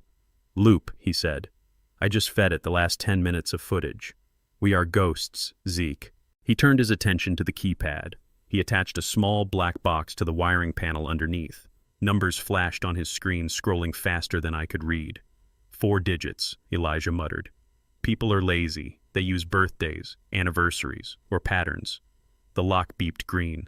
1980, Brad's birth year, I said. Arrogant. We slipped inside. The air conditioning was cold and smelled of carpet cleaner. The office was open plan, a maze of cubicles and fake plants. Brad's office was in the back, a glass-walled enclosure that looked out over the bullpens like a captain's bridge. We moved fast. Elijah went straight for the computer on the main desk. I went for the filing cabinets. They were locked, but they were cheap metal. A quick twist with the tension wrench and the rake, and the drawer slid open with a soft metallic sigh. I started flipping through the folders. Leases, contracts, eviction notices. Brad wasn't just a realtor. He was a predator. I saw names of people I knew from the neighborhood, people who had lost their homes last year. He had been busy. Then I found it, a thick red folder labeled Phoenix Project. I pulled it out and opened it on the desk. I expected to see blueprints for a mall, maybe condos. That was what they always built. I was wrong. I stared at the documents and my stomach turned over. It wasn't a mall, it wasn't housing, it was a waste treatment facility. A chemical disposal plant for a company called Vexcor. I knew that name. They had been sued in 3 states for poisoning groundwater. They processed industrial sludge, the kind of stuff that glows in the dark and kills everything it touches. I looked at the survey maps attached to the contract. My 50 acres were right in the center, but the contamination zone, the circle drawn in red ink, extended way past my property line. It covered the creek. It covered the elementary school down the road. It covered the church. He wasn't just selling my land. He was selling out the whole community. He was going to turn our home into a toxic dump. "Zeke, come look at this," Elijah hissed from the desk. I walked over, my hands shaking with rage. Elijah had bypassed the password on Brad's computer. The screen was glowing with a complex spreadsheet. "Look at the dates," Elijah said, pointing. I leaned in. The contract with VexCorp was a short sale. That meant Brad had sold the land before he actually owned it. He had taken a down payment, a massive one, $5 million up front, and he had spent it. The spreadsheet showed transfers to offshore accounts, to shell companies, to gambling sites. The money was gone, burned. And here's the kicker, Elijah said. He scrolled down to the bottom of the contract. "Delivery date September 15th. That is in 3 days, I said. "If he doesn't deliver the title by then," Elijah said, reading the fine print, "he is in breach. The penalty clauses are insane, Zeke. He has to pay back the $5 million plus interest plus damages. He doesn't have it," I said. "Exactly. And the people backing VexCorp, these aren't bankers. These are cartels hiding behind LLCs. If Brad defaults, they don't sue him. They bury him." That was the desperation. That was the panic I had heard in his voice. He wasn't just greedy, he was a dead man walking. He had 3 days to get me to sign that paper or his life was over, and he was willing to sacrifice me to save himself. I looked around the office. It was too clean, too sterile. Where was the ghost? Where was the voice? "Check the closet," I said. Elijah walked to a utility closet in the corner. He opened the door. Inside, humming softly in the dark, was a server rack. It was a tower of black metal blinking with blue and green lights. It was giving off heat. Elijah whistled low. "That is a serious rig, Zeke. That is not for storing real estate photos." He plugged a cable from his laptop into the server. He typed a few commands. A window popped up on the screen. It was an audio interface, a waveform visualizer, and a file list. The file names made my blood boil. Tommy Laugh Clean Dot, Wev Tommy Story, Fishing Wev Tommy Scream, Fire Wav. He had categorized my brother's life. He had chopped up his soul into sound bites. Elijah clicked on a folder labeled Script Drafts. He opened a text file. It was a script. "Isaiah, it's Tommy. I just figured out who I am. Don't trust them." It was typed out word for word. And below that were new lines, lines I hadn't heard yet, lines he was saving for the grand finale. "Isaiah, I am cold. Why didn't you save me? Sign the paper, Zeke. Sign it, and I can finally sleep." I stared at the words. I felt a cold detachment settle over me. This wasn't just a con. This was torture. He had scripted my trauma. He had written a play where I was the villain and my dead brother was the prop. "Copy it," I said. "Copy everything. The contract, the dates, the scripts. The audio files." Elijah was already typing. "I am mirroring the whole drive. We will have every byte of data he has." I looked back at the Phoenix Project file. I saw the map of my neighborhood, the place where I was born, the place where I wanted to die. I saw the red circle of poison Brad wanted to unleash on us. He thought I was just an old man standing in the way of a paycheck. He didn't know he was standing on a landmine. "We got it," Elijah said, pulling the drive. "We are clear. We wiped our prints. We reset the lock. We left the office exactly as we found it. Silent, empty. A tomb of secrets." We walked back to the Nova in the dark. The city was asleep, but I was wide awake. I knew the timeline now. 3 days. He had 3 days to break me, but he didn't know that I had just stolen his playbook. He didn't know that I knew about the deadline. He didn't know that I knew about the chemical plant. He was going to come at me hard now. He was going to escalate. He was running out of time, and desperation makes men dangerous, but it also makes them sloppy. I got into the car and looked at Elijah. "He is going to try something big," I said. "He has to. He can't wait for the courts. He can't wait for the doctors. He needs me to sign that paper before Friday." Elijah nodded, lighting a cigarette. "So what is the play, Zeke?" "The play is we give him what he wants," I said. "Or at least what he thinks he wants." I started the engine. The rumble of the V8 was a growl in the night. "He wants a crazy old man," I said. "He wants a man haunted by ghosts. He wants a man who is ready to break." I put the car in gear. "So let's give him a show, Elijah. Let's give him the performance of a lifetime. We are going to make him think he has won. We are going to lure him in close enough to sign the papers." And then I said, my eyes fixed on the road ahead, "We are going to introduce him to the real Tommy." I had to talk to Keisha. But I couldn't do it at the house, and I couldn't do it over the phone. Brad was watching everything. He was listening. If I reached out, he would know. I needed to get her alone, away from his digital eyes and his suffocating presence. I knew her routine. Every Wednesday morning at 10, she went to the community center on MLK Boulevard to teach a literacy class. It was the one thing she did that Brad hadn't managed to take away from her yet. He called it her little charity hobby, but I knew it was the only time she felt like herself. I parked the Nova in the alley behind the center and waited. At 9:50, she pulled up in her Honda. She looked tired. Her shoulders were slumped, and she walked with her head down, clutching her bag like it was the only thing keeping her upright. I slipped in the back door and waited in the small office next to her classroom. When she walked in to grab her attendance sheet, I closed the door behind her. She jumped, dropping her bag. "Dad," she whispered, her eyes wide with fear. "What are you doing here?" Brad said. "You were crazy." I finished for her. Senile, violent. "I am fine, Keisha. Better than fine." She backed away toward the door, her hand reaching for the knob. "You shouldn't be here, Dad. If Brad finds out—" "He won't find out," I said, stepping between her and the door, "unless you tell him. And before you do that, you need to listen to something." I pulled out a small digital recorder Elijah had given me. It was loaded with the audio files we had pulled from Brad's server. Not the fake Tommy voice, the real Brad voice. "What is that?" she asked, eyeing the device warily. "The truth," I said. I pressed play. The recording was crystal clear. It was a phone call Brad had made from his office 3 days ago. "Baby, I told you it is handled," Brad's voice said. It was smug arrogant, the voice he used when he thought he was the smartest man in the room. "The old man is cracking.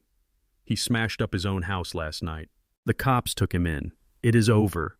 A woman's voice laughed on the other end. It wasn't Keisha. It was younger, huskier. "And the wife?" the woman asked. "Is she going to be a problem?" "Keisha," Brad snorted, "please. She is a cow. She does whatever I tell her. I told her the old man needs a home, and she is practically packing his bags for me. She is so desperate for me to love her, she would sell her own soul." Keisha flinched as if she had been slapped. Her hand went to her mouth. I let the recording play. "Once I get the signature, we are gone," Brad continued. "I dump the land, dump the wife, and you and me are on a plane to Cabo. I am done with this whole family, done with the ghetto, done with pretending to care about her literacy classes and her daddy issues." I stopped the tape. The silence in the small office was heavy, suffocating. Keisha was staring at the recorder, her face pale, her eyes filling with tears that didn't fall. She wasn't crying. She was in shock. "It is fake," she whispered. Her voice was shaking. "It has to be fake. You are sick, Dad. You are hearing things." I didn't argue. I just handed her the recorder. "It came from his computer, Keisha," I said. "From his private server. The same server where he keeps the program that sounds like Tommy." She looked up at me, confusion warring with the pain in her eyes. "What do you mean, Tommy?" "The voice on the phone," I said. "The one at 3 a.m. That wasn't a ghost. That was software. Artificial intelligence. Brad built it. He used old home movies to train a computer to sound like my brother, to scare me, to make me think I was losing my mind." Keisha shook her head slowly. No, he wouldn't. He couldn't. He needed a source," I said, gentle but firm. "He needed a recording of Tommy's voice.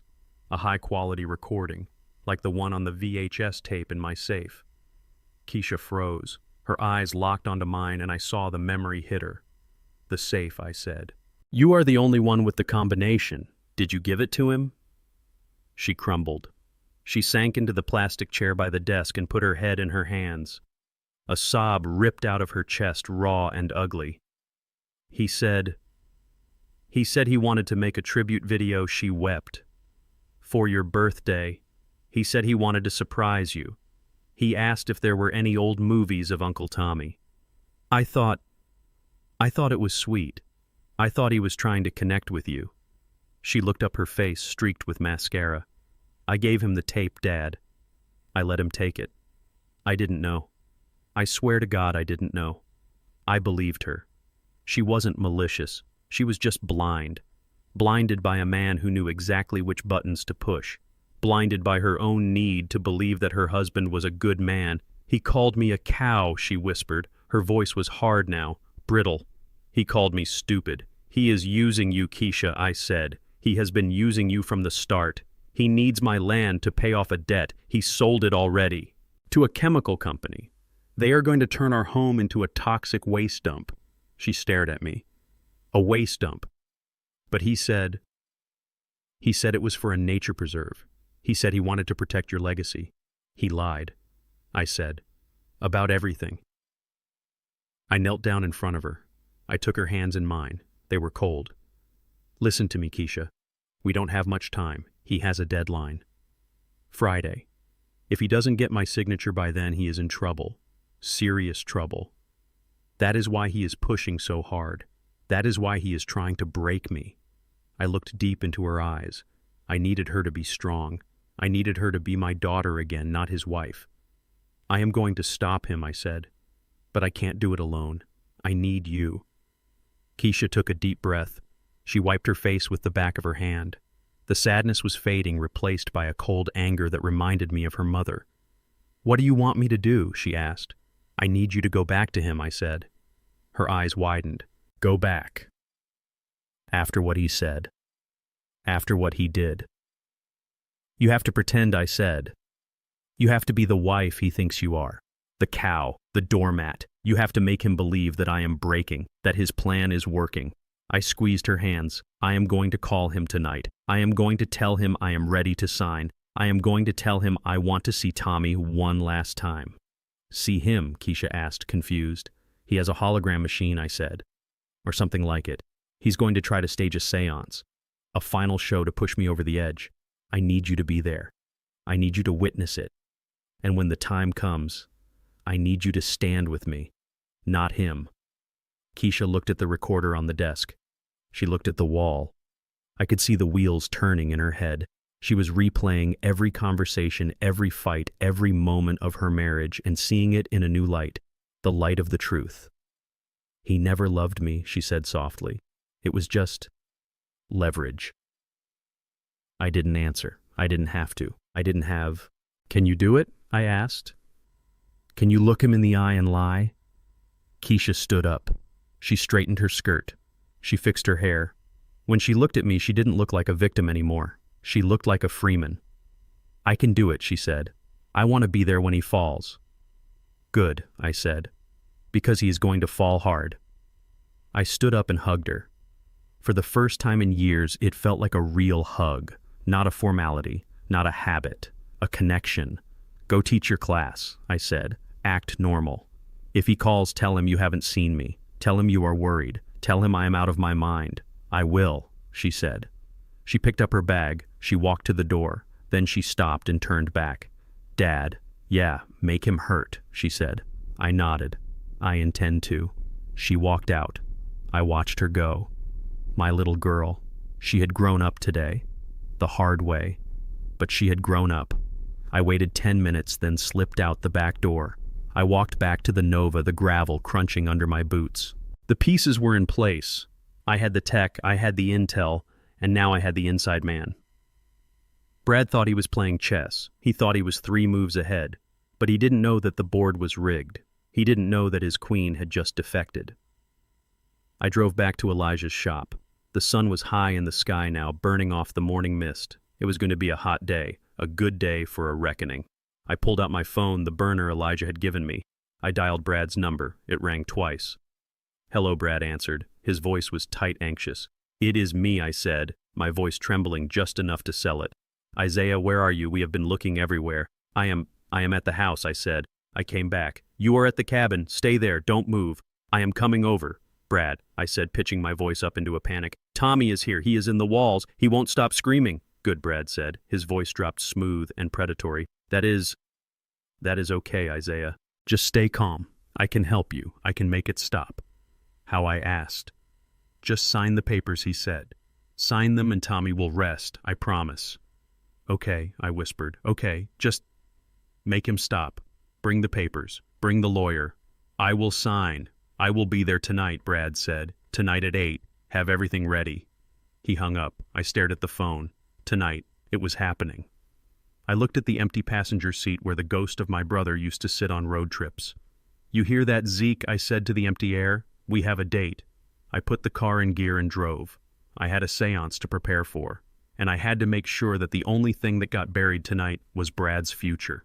Here is part 10 of the screenplay written in the first-person perspective of Isaiah Freeman, focusing on the setup of the reverse trap.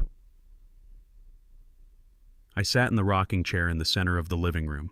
The sun had dipped below the tree line, leaving the cabin in a bruised purple twilight. Elijah was out in the van monitoring the perimeter and the signal jammers.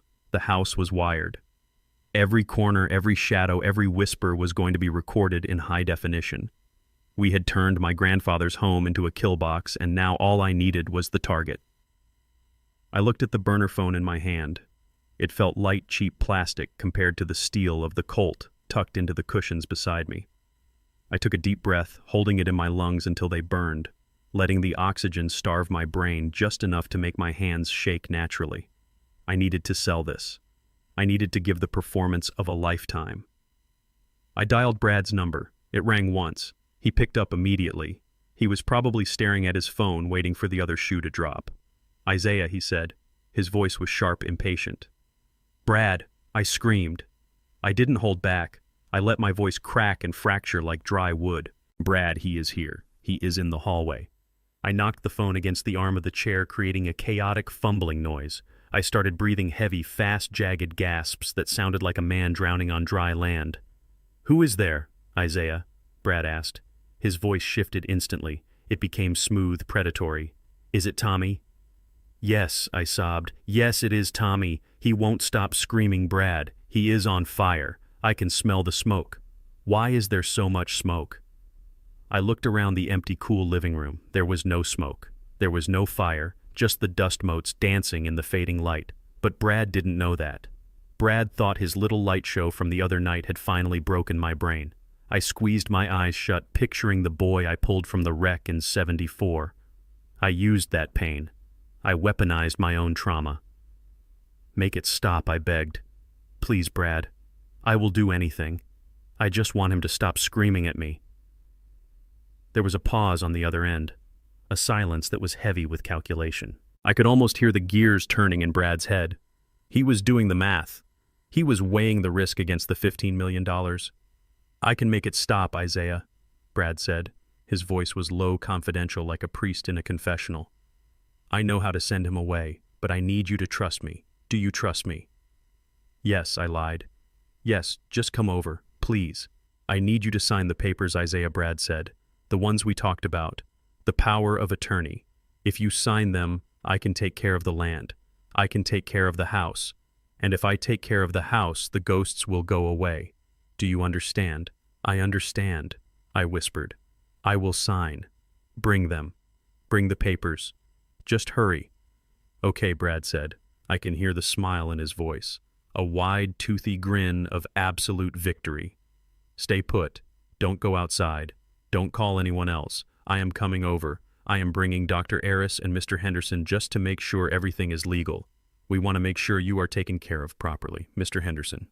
That was his lawyer, the one who probably drafted the short sale contract to the chemical company. And Dr. Aris, the man with the pills. He was bringing the whole circus. He wanted this ironclad. He wanted witnesses to testify that I was lucid enough to sign but crazy enough to need committing immediately after. "Thank you." I wept into the phone. "Thank you, Brad. Hurry. I am on my way, Pops," he said. "Hang tight." The line went dead.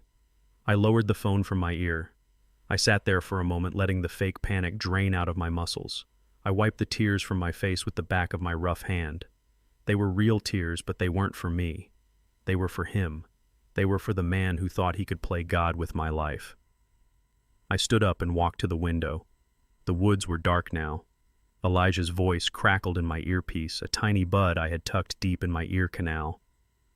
"Oscar Worthy Zeke," Elijah said. "I almost believed you myself." "Is he moving?" I asked. "Yeah," Elijah said. "I am tracking his Tesla. He just left his office. He is moving fast, doing 80 on the freeway. He called Henderson. He told him to bring the notary stamp and the special file. He called Aris too. Told him to bring the sedative kit." The sedative kit. They weren't planning on celebrating after I signed. They were planning on knocking me out and shipping me off to a locked ward before the ink was dry. "How long?" I asked. 40 minutes, Elijah said. maybe less the way he is driving. I looked around the room. It looked too neat, too orderly. A man losing his mind doesn't have his magazines stacked in a straight line. A man being haunted by fire doesn't have his cushions fluffed. I went to work. I pulled the cushions off the sofa and threw them on the floor. I knocked over a stack of books. I went to the kitchen and pulled pots and pans out of the cupboard, scattering them across the linoleum like metal bones. I overturned a chair. I needed it to look like a war zone. I needed it to look like the inside of my head was spilling out into the room. I went to the fireplace. I took a handful of cold ash from the grate and smeared it on my face, on my hands, on my shirt. I wanted to look like I had been fighting the fire, like I had been crawling through the soot of my own memories. I caught my reflection in the hallway mirror. I looked deranged. My eyes were wild, my clothes were disheveled, my face was a mask of gray ash. Perfect. I walked back to the living room. I checked the angles of the hidden cameras Elijah had installed. One in the bookshelf, one in the smoke detector, one behind the clock. They covered every inch of the room. There would be no blind spots tonight. I pulled the Colt from the cushions. I checked the safety. I ejected the magazine, then slid it back in. I wasn't planning on shooting anyone, not if I could help it. A dead man can't go to prison. And I wanted Brad in prison. I wanted him to rot in a cell knowing that an old black man with a high school education had outsmarted him. But if things went sideways, if Eris tried to stick me with a needle before I could spring the trap, I needed an equalizer. I tucked the gun under the cushion of the rocking chair right within easy reach. "Elijah," I said, tapping the earpiece. "You ready on the visuals?" "We are green across the board," Zeke Elijah replied. "I have the feed from the car mic too. He is rehearsing his speech. He is practicing looking sad." "Let him practice," I said. "He is going to need it." I sat down in the rocking chair. I started to rock, back and forth. The wood creaked, a rhythmic sound that filled the silent house. I let my mind drift back to 1974, to the smell of the morgue, to the cold feeling of the metal table under my hands as I identified my brother. I remembered the anger I felt then, the helpless rage at the world for taking him. I had buried that anger deep down under 50 years of hard work and silence. I thought it was gone. But Brad had dug it up. He had brought it back to the surface, fresh and raw. He thought he was coming to collect a signature. He thought he was coming to claim his prize. He didn't know he was walking into a funeral. But this time, it wasn't going to be mine. I heard the tires on the gravel. Fast. Aggressive. He wasn't gliding this time. He was rushing. Headlights swept across the front window, illuminating the chaos I had created. I didn't flinch. I kept rocking. Car doors slammed. 3 of them. Voices on the porch. Urgent whispers. I lowered my head. I started to mutter. I repeated the name over and over like a prayer. Tommy. Tommy. Tommy. The doorknob turned. It wasn't locked. I wanted them to walk right in. I wanted them to feel safe. The door swung open. The night air rushed in, followed by the scent of expensive cologne and fear. Brad stepped over the threshold. He saw the overturned chair. He saw the pots on the floor. He saw me covered in ash, rocking in the dark. He smiled. It was a terrible, triumphant smile. Daddy Keisha's voice came from behind him. She sounded scared. Good. She was playing her part too. I didn't look up. I kept rocking. Isaiah Brad said, stepping into the room. His voice was slick with false comfort. "We are here. We brought help." I stopped rocking. I lifted my head slowly, letting the ash-streaked light hit my face. "Did you bring him?" I whispered. "Did you bring Tommy?" Brad nodded, gesturing to the empty air beside him. "He is right here, Isaiah," he said. "He is right here waiting for you to sign." The trap was set. The bait was taken. "Come in," I said. "Join the party." They crowded into my living room like vultures circling a dying animal. The air in the cabin, usually smelling of cedar and old paper, suddenly reeked of expensive dry cleaning and nervous sweat. Brad led the pack, stepping over the overturned chair and the scattered books with a look of distaste, but his eyes were bright with anticipation. He was vibrating with energy, the kind of manic high a gambler gets when he pushes his entire stack of chips into the center of the table. Behind him came Mr. Henderson, the lawyer. I recognized him from the zoning board meetings years ago. He was a small, rat-faced man carrying a leather briefcase that looked heavy enough to hold bricks. He didn't look at me. He looked at the walls, at the floorboards, assessing the property value before the body was even cold. Then there was the Reverend Jenkins. I didn't know him.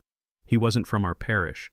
He was a hired prop, a man in a black suit with a white collar that looked too tight for his thick neck. He held a Bible like it was a shield, clutching it to his chest with white knuckles. He looked terrified. Good. He should be. And finally, Keisha. My daughter walked in, last her head down, her hands clasped in front of her. She looked pale, her eyes darting around the chaotic room. She saw me sitting in the rocking chair covered in ash, shaking, and for a split second her mask slipped. I saw the pain in her eyes. It hurt her to see me like this, even if she knew it was a performance. But she caught herself. She took a breath and put on the mask of the terrified, submissive wife. She stood next to Brad, a silent shadow. I didn't stand up. I kept rocking. The wood groaned beneath me, a rhythmic metronome counting down the seconds to their destruction. I stared past them, focusing on a spot on the wall, mumbling nonsense under my breath. "Is he here?" I whispered, my voice scratching against my throat. "Did you bring him?" Brad stepped forward. He knelt down in front of me, careful not to get ash on his suit pants. "We brought him, Isaiah," he said, his voice dripping with fake sympathy. "We brought everyone. We are going to help you. We are going to help Tommy cross over."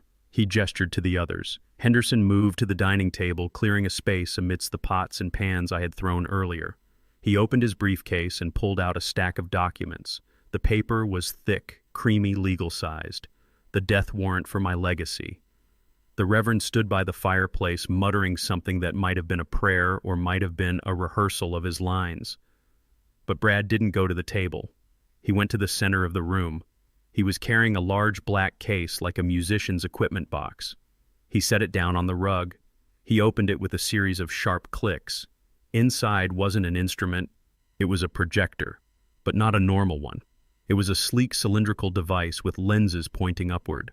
It looked like something out of a sci-fi movie, alien and cold, sitting there on my grandmother's rug. "What is that?" I asked, letting my voice rise in panic. "What is that machine?" "It is a conduit," Brad said. He was working quickly, connecting wires, tapping on a tablet he held in his other hand.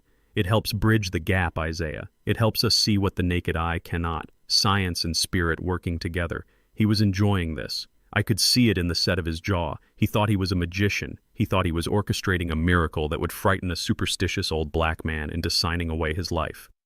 He stood up and dimmed the lights. He had replaced the smart bulbs I smashed, or maybe he was controlling the ones in the hallway. The room plunged into darkness, save for the blue glow of the projector's standby light and the faint moonlight filtering through the dirty windows. Keisha let out a small, strangled sob. Brad shot her a warning look. "It is okay, baby," he said, but his tone wasn't comforting. It was commanding. "Just watch. Daddy needs closure." He tapped the tablet. A low hum filled the room. It started deep, a vibration in the floorboards, then rose in pitch until it was a high, thin whine. A beam of light shot up from the cylinder, cutting through the dust motes in the air. It fanned out, creating a cone of shimmering blue mist in the center of the room. I gripped the arms of the rocking chair. My knuckles turned white. I didn't have to pretend to be tense. I was watching a man use technology to desecrate my history. The light coalesced. It swirled and thickened, taking shape. First a torso, then legs, then a head. It wasn't perfect. It flickered slightly like a television signal in a storm. But it was close enough. Standing there, floating 3 inches off the floor, was Tommy. It was Tommy as he looked in 1973. He was wearing his varsity jacket, the blue wool and white leather rendered in ghostly translucent light. He had his afro picked out the way he liked it. He was smiling that crooked, easy smile that used to get him out of trouble with Mama. The air in the room grew cold. Not from ghosts, but from the sheer violation of it. My breath caught in my throat. Even knowing it was fake, even knowing it was ones and zeros compiled from a stolen tape, seeing him standing there punched a hole in my chest. It was like seeing a memory ripped out of my head and forced into the world.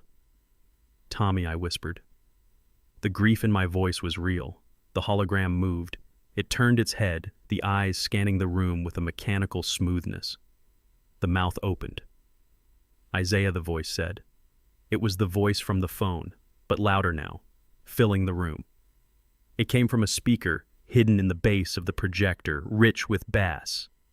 "Isaiah. Why are you making this so hard?" I shrank back into the chair, pressing myself against the cushions. I raised my hands to cover my face, peering through my fingers.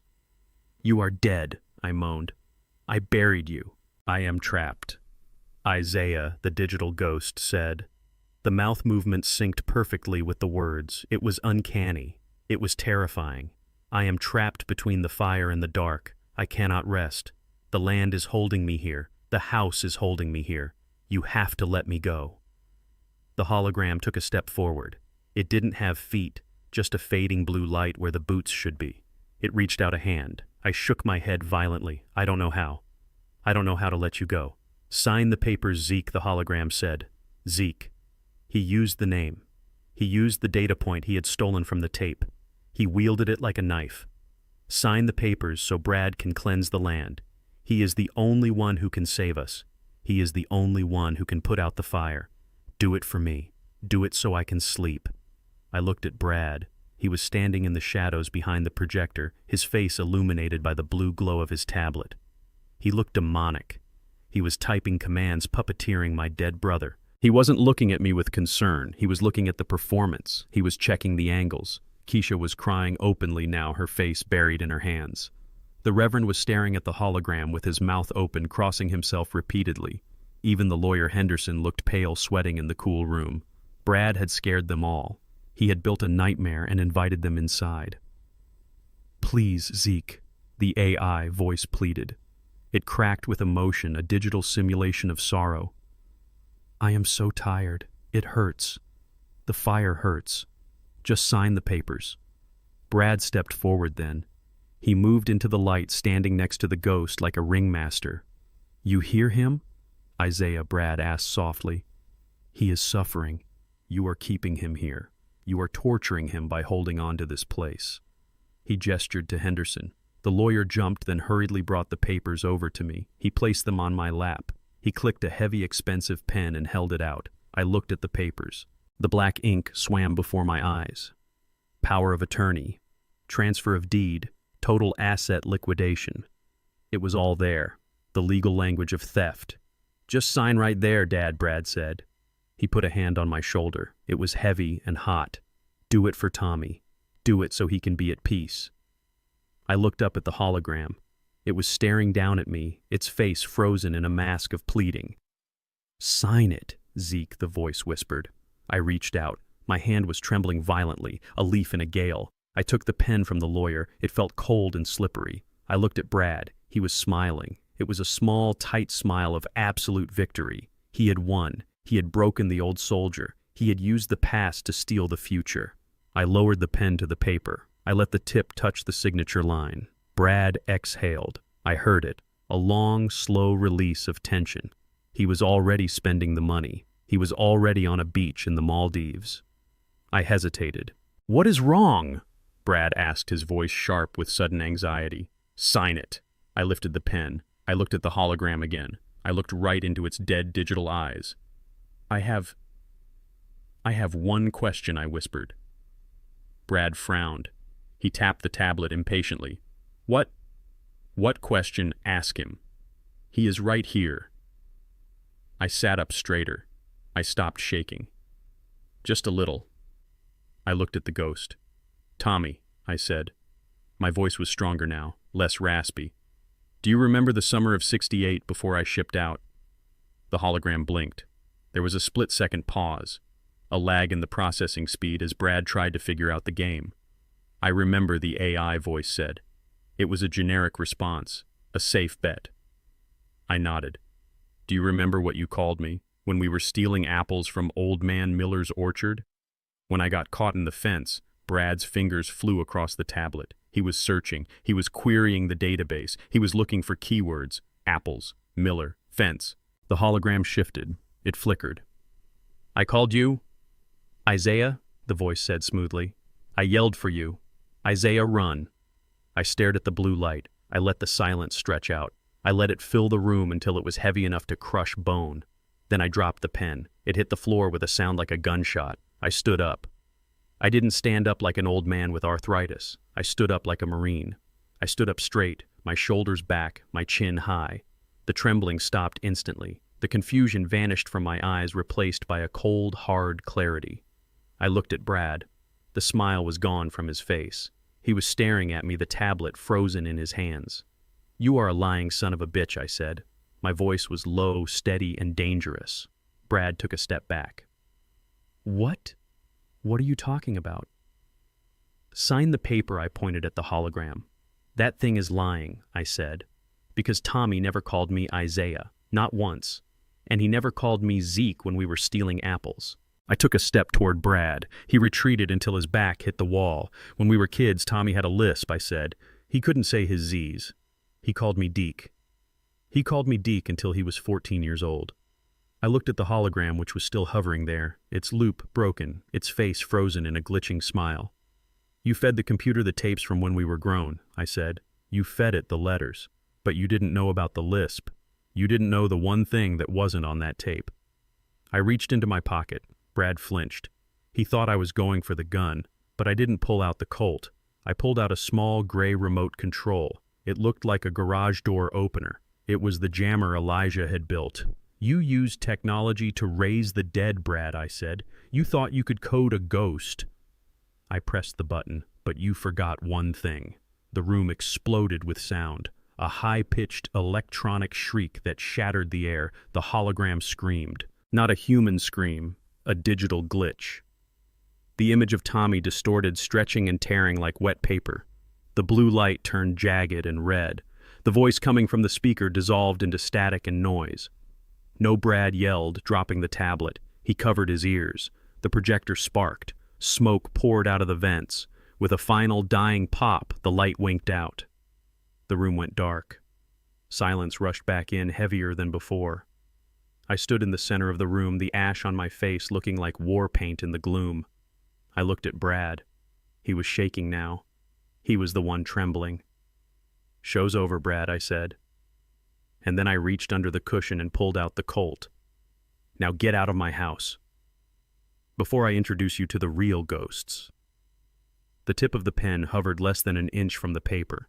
A single drop of black ink gathered at the ballpoint, heavy and dark, ready to fall and stain the white page forever. That drop contained 50 years of history. It contained the sweat of my grandfather who cleared this land with a mule and a shovel. It contained the blood of my father who held on to it through the Depression and the Jim Crow laws. And it contained my own life, every engine I fixed, every dollar I saved, every night I slept under this roof listening to the pines whisper in the dark. The room was so quiet I could hear the hum of the cooling fans in Brad's projector. I could hear the shallow, terrified breathing of my daughter. I could hear the lawyer shifting his weight on the floorboards, his expensive shoes creaking. Brad was holding his breath. He was leaning forward, his face illuminated by the blue light of his tablet, his eyes wide and hungry. He was watching that pen like a wolf watches a lamb's throat. He was already spending the money. He was already popping the champagne on a yacht in the Caribbean. He was so close he could taste it. All I had to do was lower my hand. All I had to do was scratch my name on the line. I looked up. I didn't look at Brad. I didn't look at Keisha. I looked straight into the shimmering blue face of the thing standing in the middle of my living room. The hologram stared back. It was a technical marvel, I will give him that. It had Tommy's eyes. It had the curve of his jaw. It even had the small scar on his chin from when he fell off his bike when we were 10. Brad had been thorough. He had scanned every photo, digitized every frame of that stolen VHS tape. He had built a perfect mask. But a mask is all it was. The eyes were dead. They were pixels, not soul. They didn't blink right. They didn't have that spark of mischief that Tommy always had even when he was in trouble. I lowered the pen, resting my wrist on the paper. I let my hand tremble, keeping up the charade for just a few seconds longer. "Tommy," I whispered. My voice was raspy, broken. "I am here, Isaiah," the digital voice replied. It was smooth, too smooth. "Sign the paper. Let me rest." I shook my head slowly. I need to ask you something, just one thing, before I sign." Brad stiffened. I saw him tap the tablet screen, his thumb hovering over a menu. He was nervous. This wasn't in the script. He wanted this over. "What is it?" Isaiah the hologram asked. The latency was almost imperceptible, but I saw it. A microsecond of delay while Brad typed the command. I sat up a little straighter in the rocking chair. I gripped the armrest with my free hand, feeling the wood grain under my fingers. "Do you remember the day I left?" I asked. "The day I got on the bus for Paris Island." The hologram blinked. Brad's fingers flew across the tablet. He was searching the database. He was scanning the letters, the emails, the family history he had stolen. He found the date. I remember the voice said. It was raining. Mama cried. That was true. It was in the diary he had taken from the safe. I nodded. Yeah, it was raining. You walked me to the bus stop, just the two of us. You were crying too, but you tried to hide it. I paused. I let the silence stretch out thin and tight as a piano wire. You grabbed my arm, I said softly, right before I got on the bus. You pulled me back, and you said something to me. You called me by a name. I looked directly at Brad now, though he was too focused on his screen to notice. He was sweating. I could see the beads of perspiration glistening on his forehead. He was frantically typing, scrolling, searching. What did you call me, Tommy? I asked. What name did you use when I was leaving for the war? The room seemed to drop in temperature. The lawyer looked at Brad, then at me, sensing the shift in the current. Keisha lifted her head, her eyes locking onto mine. She knew. She remembered. Brad was panicking. I could see it in the way his shoulders hunched. He was querying the AI. He was asking the algorithm to predict the most likely response based on the data set. He had thousands of words of text. He had hours of video. He thought he had everything. But he was looking for a needle in a haystack that he didn't even know existed. The hologram flickered. The blue light wavered for a second, destabilized by the frantic input from the controller. Then it stabilized. The artificial intelligence made its choice. It went with the statistical probability. It went with the name on the birth certificate, the name on the deed, the name on the driver's license. I called you Isaiah, the voice said. It was confident, reassuring. I said, come back home, Isaiah. Be safe, brother. The words hung in the air. I stared at the blue ghost. I stared at the perfect recreation of my dead brother. And for the first time in 50 years, I didn't feel grief. I didn't feel guilt. I felt victory. I let the pen roll out of my fingers. It hit the floor with a clatter that sounded like a gavel coming down. I stood up. I didn't push myself up with groans and creaks like the old man they thought I was. I stood up in one fluid motion the way I did when I was a drill instructor. I straightened my spine. I rolled my shoulders back. The tremor in my hands vanished instantly. The confusion in my eyes cleared like smoke in a strong wind. I looked at Brad. He was staring at me, the tablet frozen in his hands. He looked confused. He didn't understand. The AI had answered. Why wasn't I signing wrong, I said. My voice was different now. It wasn't the voice of a victim. It was the voice of a man who had commanded platoons. It was deep, resonant, and harder than iron. What? Brad stammered. He took a half step back, nearly tripping over the projector case. I stepped over the scattered pots and pans. I walked right up to the hologram, walking through the beam of light so that Tommy's face was projected onto my chest for a second before disappearing. I stood in the center of the room, towering over them. I said, you are wrong, I boomed, and you are lazy. I turned to the lawyer Henderson, who was clutching his briefcase like a life preserver. You better start packing your bags, counselor, I said, because this show is over. Then I turned my eyes on Brad. He looked small. He looked like a child who had been caught playing with matches. You thought you were so smart, I said, my voice dropping to a dangerous growl. You thought you could digitize a soul. You thought you could feed my brother's life into a machine and make it dance for you. I pointed a finger at his chest. But you missed something, Brad. You missed the one thing that wasn't in the paperwork. You missed the one thing that wasn't on that tape you stole from my safe. I looked at Keisha. She was standing up now, tears streaming down her face, but she was nodding. She knew. In that video, I said, gesturing to the empty space where the hologram had been, I am the one holding the camera. I am the one talking to Tommy. I call him Tommy. I call him little brother. But he never says my name. Not once. He just laughs. He tells his jokes. I took another step toward Brad. He retreated until his back hit the wall. You assumed, I said. You assumed that because my name is Isaiah, that is what he called me. But Tommy never called me Isaiah. Not when we were kids, not when we were grown, and definitely not when I went to war. I leaned in close enough to smell the fear coming off him in waves. He had a lisp when he was a baby, I said. He couldn't say his Z's. He couldn't say Ezekiel. So he called me Zeke. And even after he grew out of the lisp, he never stopped. To the rest of the world, I was Isaiah. To my father, I was son. But to Tommy, I was always Zeke. I reached into my pocket. Brad flinched, his eyes darting to my waistband, expecting a gun. But I didn't pull a gun. Not yet. I pulled out a small gray remote control. It was the signal jammer Elijah had built for me. Your AI is stupid, Brad, I said. It is a parrot.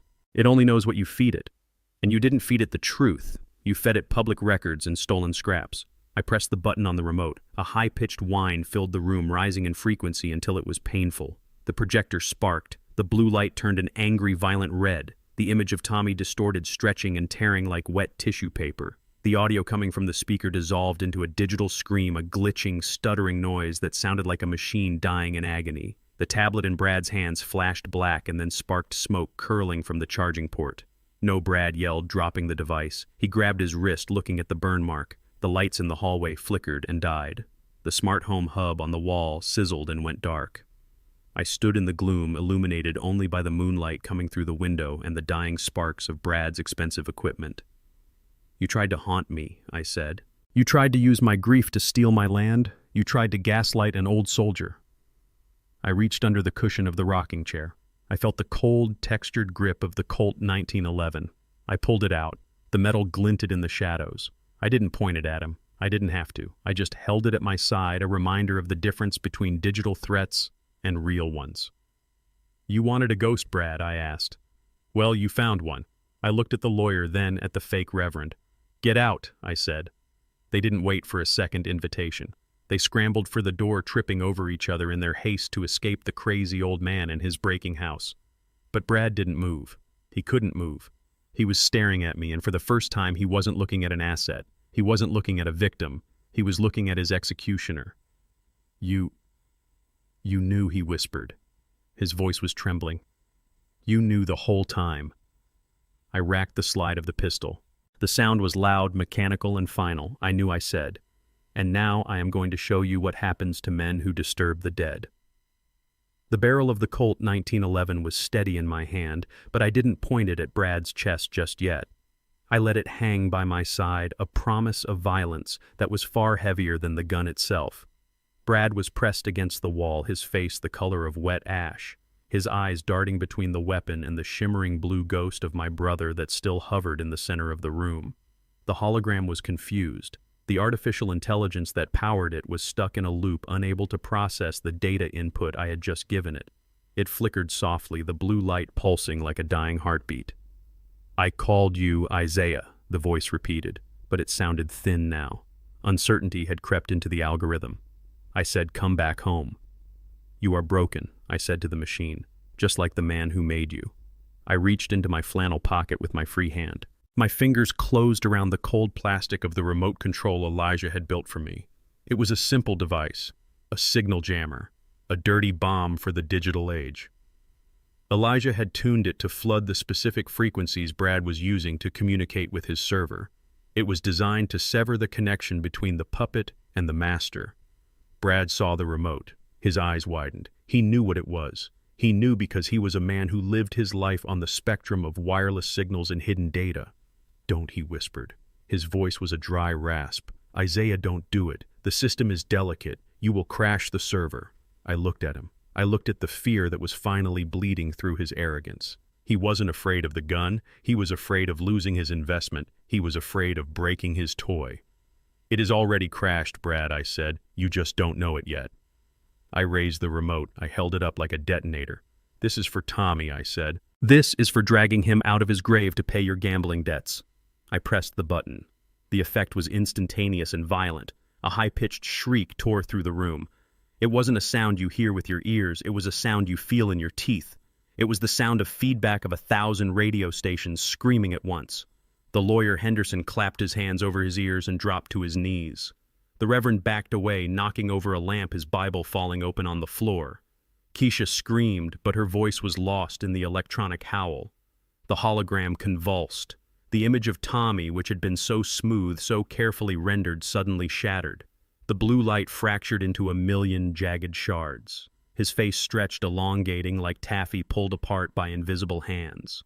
One eye drifted onto his cheek. His jaw unhinged, dropping down to his chest. The voice coming from the speaker changed. It lost its smooth human cadence. It dropped an octave, becoming a slow, demonic growl. Isaiah. Sign.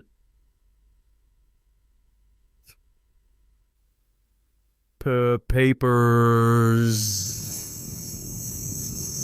It stuttered and glitched, repeating syllables like a machine gun. Zeke. Zeke. Boo, boo, burn. The blue light turned a sickly, violent violet, then flashed red. The image of my brother tore in half, the pixels scattering like digital dust before snapping back together in a grotesque mockery of a human form. It looked like a monster. It looked like a nightmare stitched together with static. Brad screamed. He was frantically tapping on his tablet, trying to regain control, trying to shut it down, but the jammer was flooding the room with white noise. The tablet screen flashed white, then black, then blue. Smoke started to curl from the charging port, a thin, acrid line of burning plastic. "Stop it!" Brad yelled, hitting the tablet against his leg. "Turn it off!" "You are frying the core. I didn't stop." I held the button down my thumb, pressing hard against the plastic. I watched the ghost of my brother die a second death. The hologram began to melt. The legs dissolved into static. The torso twisted into a spiral of light. The head remained floating in the air for a second longer, the mouth opening and closing in a silent scream, before it too disintegrated into a shower of sparks. The projector on the floor let out a loud pop like a firecracker. A cloud of black smoke billowed out of the vents, filling the room with the stench of ozone and fried circuitry. The light winked out. The screaming stopped. The sudden silence that followed was heavier than the noise. It pressed down on us, leaving our ears ringing. The only light came from the moon outside and the dying sparks spitting from Brad's ruined machine. I lowered the remote. I put it back in my pocket. I kept the gun in my hand. I looked at the space where the ghost had been. It was empty.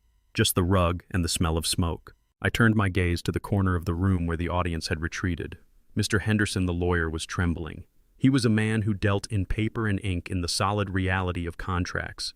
He had just watched a technological exorcism and his mind couldn't handle it. He was staring at the smoking projector, his face pale and sweaty. He looked at me, then at Brad, then back at the machine. What was that?" he stammered. That wasn't real." "No," I said, my voice cutting through the dark. "It wasn't real. It was a trick. It was a light show designed to scare an old man out of his property." I looked at the Reverend. He was leaning against the wall, clutching his chest. He looked like he was having a heart attack. "You came here to bless a fraud." "Reverend," I said, "you came here to give God's sanction to a theft." The Reverend shook his head, his eyes wide. "I didn't know," he whispered. He told me you needed spiritual closure. He told me it was a therapy tool." "Therapy," I spat. "It was a weapon." I stepped toward Brad. He was still holding the dead tablet, staring at the black screen. He looked devastatingly small. The arrogance was gone. The swagger was gone. He was just a man in a ruined suit standing in the ashes of his own hubris. He looked up at me. His eyes were red-rimmed. He looked at the gun in my hand, but he didn't seem to register the danger. He was mourning his machine. "You destroyed it," he whispered. "The code, the rendering. It took months. It cost thousands. It cost you your soul, Brad," I said, "if you ever had one." I kicked the projector. It slid across the floor, crashing into the wall with a hollow thud. "It is over," I said. "The show is over. The lights are out." Brad looked at the lawyer. He looked at Keisha. He looked for an ally, but found only judgment. Henderson stood up. He smoothed his suit jacket, trying to regain some shred of dignity. He picked up his briefcase. His hands were shaking so bad he could barely close the latches. "I am leaving," he announced, his voice high and tight. I was not informed of the nature of this presentation. I cannot be a party to this." "Sit down," I barked. Henderson froze. He looked at the gun. "Nobody leaves," I said. "Not yet." I walked over to the wall and flipped the switch. The overhead lights flickered on. They were dim yellow bulbs, not the harsh LEDs Brad had installed. I had changed them back too. The room looked normal again, except for the overturned furniture, the ash on my face, and the smoking ruin of the hologram machine. I looked at Brad. He was leaning against the wall, looking sick. "You thought I was senile," I said. "You thought I was a confused old man who would believe anything you showed him. You thought because I work with my hands, I don't understand how the world works." I took a step closer. "But you forgot something, Brad. You forgot that before I was a mechanic, I was a radio man. I fixed comms in the jungle when the air was full of napalm. I know a signal when I hear one, and I know how to jam it." Brad wiped his forehead. His hand came away streaked with sweat and soot. "It doesn't matter," he said, trying to find his old bravado but failing. "It doesn't matter if you know. You still have to sign. The debt, the investors, they won't care about your magic tricks. They will come for the land. They will take it." He laughed a weak, hysterical sound. "You think you won because you broke a projector?" he sneered. "You didn't win anything. You just delayed the inevitable. The contract is signed, Isaiah. I sold the land. It is done. If I don't deliver the title by Friday, they are going to kill me, and then they are going to come for you." He was trying to scare me again. He was trying to pivot using the threat of violence instead of the threat of ghosts. But I wasn't scared. I was prepared. I reached into my back pocket. I didn't pull out a wallet. I pulled out a folded piece of paper. It was a copy of the contract I had stolen from his office. I unfolded it and held it up. "You mean this contract?" I asked. "The one with VexCorp? The one where you short-sold my property for $5 million and promised delivery by September 15th. Brad's face went white, whiter than the smoke. He looked like he had seen the real ghost this time. How did you get that?" he whispered. "I broke into your office," I said. "Me, the senile old man. I walked right past your cameras, and I picked your lock, and I downloaded your hard drive." I threw the paper at his feet. "I know about the debt, Brad. I know about the offshore accounts. I know about the gambling. And I know that you are broke." I looked at Henderson. "Did you know about this counselor?" I asked. "Did you know your client was selling land he didn't own? Did you know he was committing fraud on a federal level?" Henderson looked at the paper on the floor. He recognized it. He recognized his own drafting. He looked at Brad with pure venom. "You told me you had the power of attorney," Henderson said. "You told me it was a formality. You told me he was incompetent." "I lied," Brad shouted. His voice was cracking. "I had to lie. I needed the money." He turned to me, desperation wild in his eyes. "Isaiah, please. You have to help me. They will kill me. VexCorp. They are animals. If I don't give them the land, they will put me in concrete." He fell to his knees. He wasn't acting now. This was real. The predator had become the prey. "Just sign it," he begged. "Just sign the paper. I will give you half. I will give you $2 million. You can go anywhere. You can live like a king. Just save me." I looked down at him. He was pathetic. A man in a shiny suit kneeling in the dirt begging for his life. "I don't want your money, Brad," I said. "And I don't want to save you." I looked at Keisha. She was standing by the window, her arms wrapped around herself, watching her husband beg. She didn't move to help him. She didn't say a word. She just watched. "You used my brother," I said, my voice quiet and cold. "You used the memory of a dead boy to try and trick me. You defiled this house. You defiled his name." I racked the slide of the Colt again, ejecting a round. It spun through the air and hit the floor with a brassy ring. "I am not going to kill you, Brad," I said. "That would be too easy. And I am not going to sign your paper." I looked at the door. "But I invited someone else to the party," I said. "Someone who is very interested in your business practices." Blue lights flashed in the window, not the soft blue of the hologram, the hard, flashing blue of a police light bar. Sirens cut through the night air, wailing up the driveway. Brad scrambled up. He looked at the door, then at the window, then at me. "You called the cops," he said. I shook my head. "No," I said. "Elijah did. And he sent them the entire contents of your hard drive about an hour ago." Brad ran for the back door. He scrambled over the furniture, tripping over the mess I had made. He clawed at the handle. It was locked. I had locked it when I came back in. He turned around his back to the door, trapped. The front door burst open, but it wasn't the local sheriff. It was the state police, and behind them men in windbreakers that said FBI. Brad raised his hands. He looked at me one last time. His eyes were full of hate, full of fear. "This isn't over, old man," he spat. I smiled. It was a cold, hard smile. "Oh, yes, it is, Brad," I said. "For you, it is over. For me and Tommy, we are just getting started." The silence that followed the death of the hologram was heavy enough to crush a man's chest. But Brad did not stay crushed for long. Panic is a powerful fuel. It burns hot and fast, and it burns away reason. I watched his face change in the dim light of the living room. The shock of seeing his digital toy destroyed was replaced instantly by a feral desperation.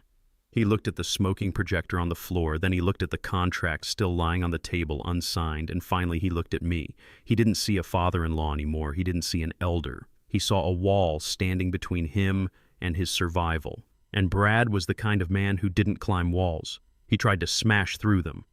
"You think this is funny?" he hissed. He took a step toward me, his hands balling into fists at his sides. "You think because you broke a machine you won. You haven't won anything, old man." He lunged. It was clumsy. It was the move of a man who had never been in a real fight in his life, who thought anger was the same thing as strength. He grabbed the lapels of my flannel shirt and shoved me backward. The rocking chair tipped over with a crash. I stumbled back, my boots catching on the rug, but I kept my footing. I let him shove me. I let him feel powerful for a split second. "Sign the papers," he screamed, spitting the words into my face. "Sign the goddamn papers, Isaiah, or I swear I will beat the signature out of you. I don't care if you are crazy. I don't care if you are senile. You are going to sign that deed, and you are going to do it now." He shook me hard enough to rattle my teeth. I could smell the sour fear on his breath mixed with that expensive mint mouthwash. He was unraveling. The smooth corporate mask was gone, and underneath was just a scared thug in a tailored suit. Keisha screamed from the corner. "Brad, stop it! You are hurting him! Shut up!" Brad roared without looking at her. He tightened his grip on my shirt, tearing a button. "Just shut up, Keisha. This is happening. He is signing." He dragged me toward the table where the papers lay waiting. He shoved a pen into my hand, forcing my fingers around the barrel. "Sign it," he growled. "Sign it, and maybe I won't put you in the state hospital.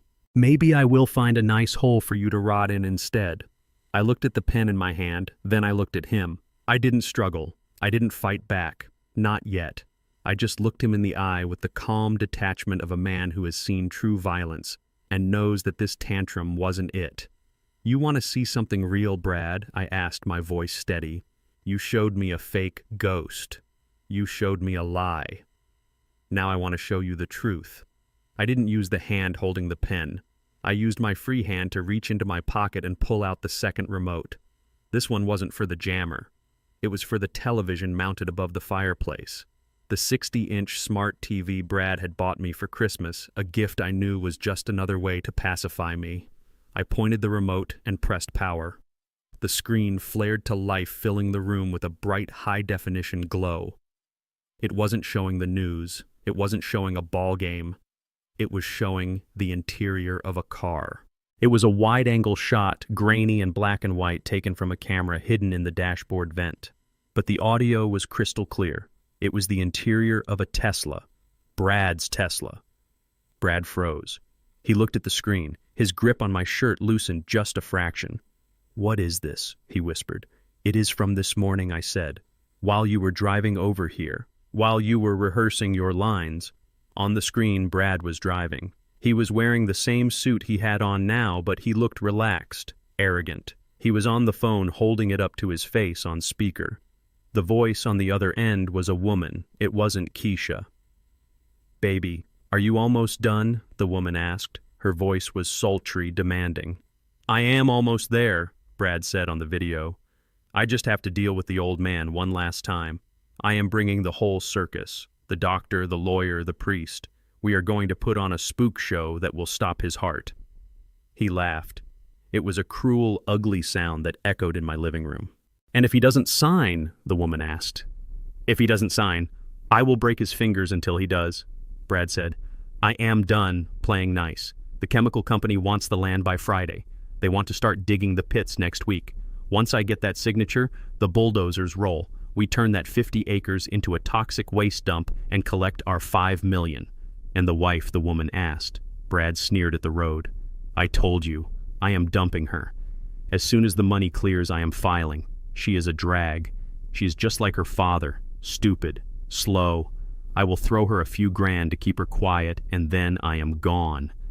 The video, Brad laughed again.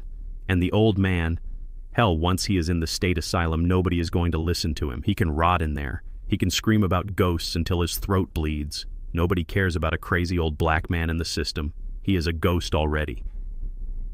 I paused the video. The image froze on Brad's face, his mouth open in a laugh that looked like a skull's grin.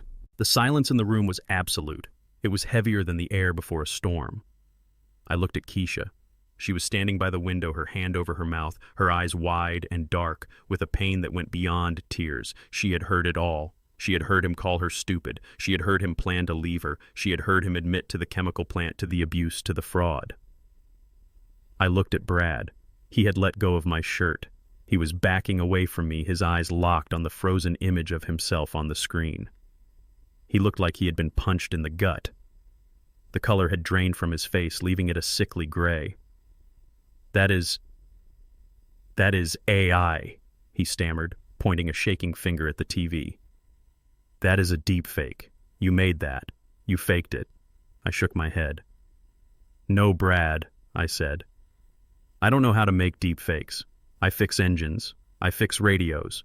That is a simple MP4 file recorded from a pinhole camera I installed in your air vent 3 days ago.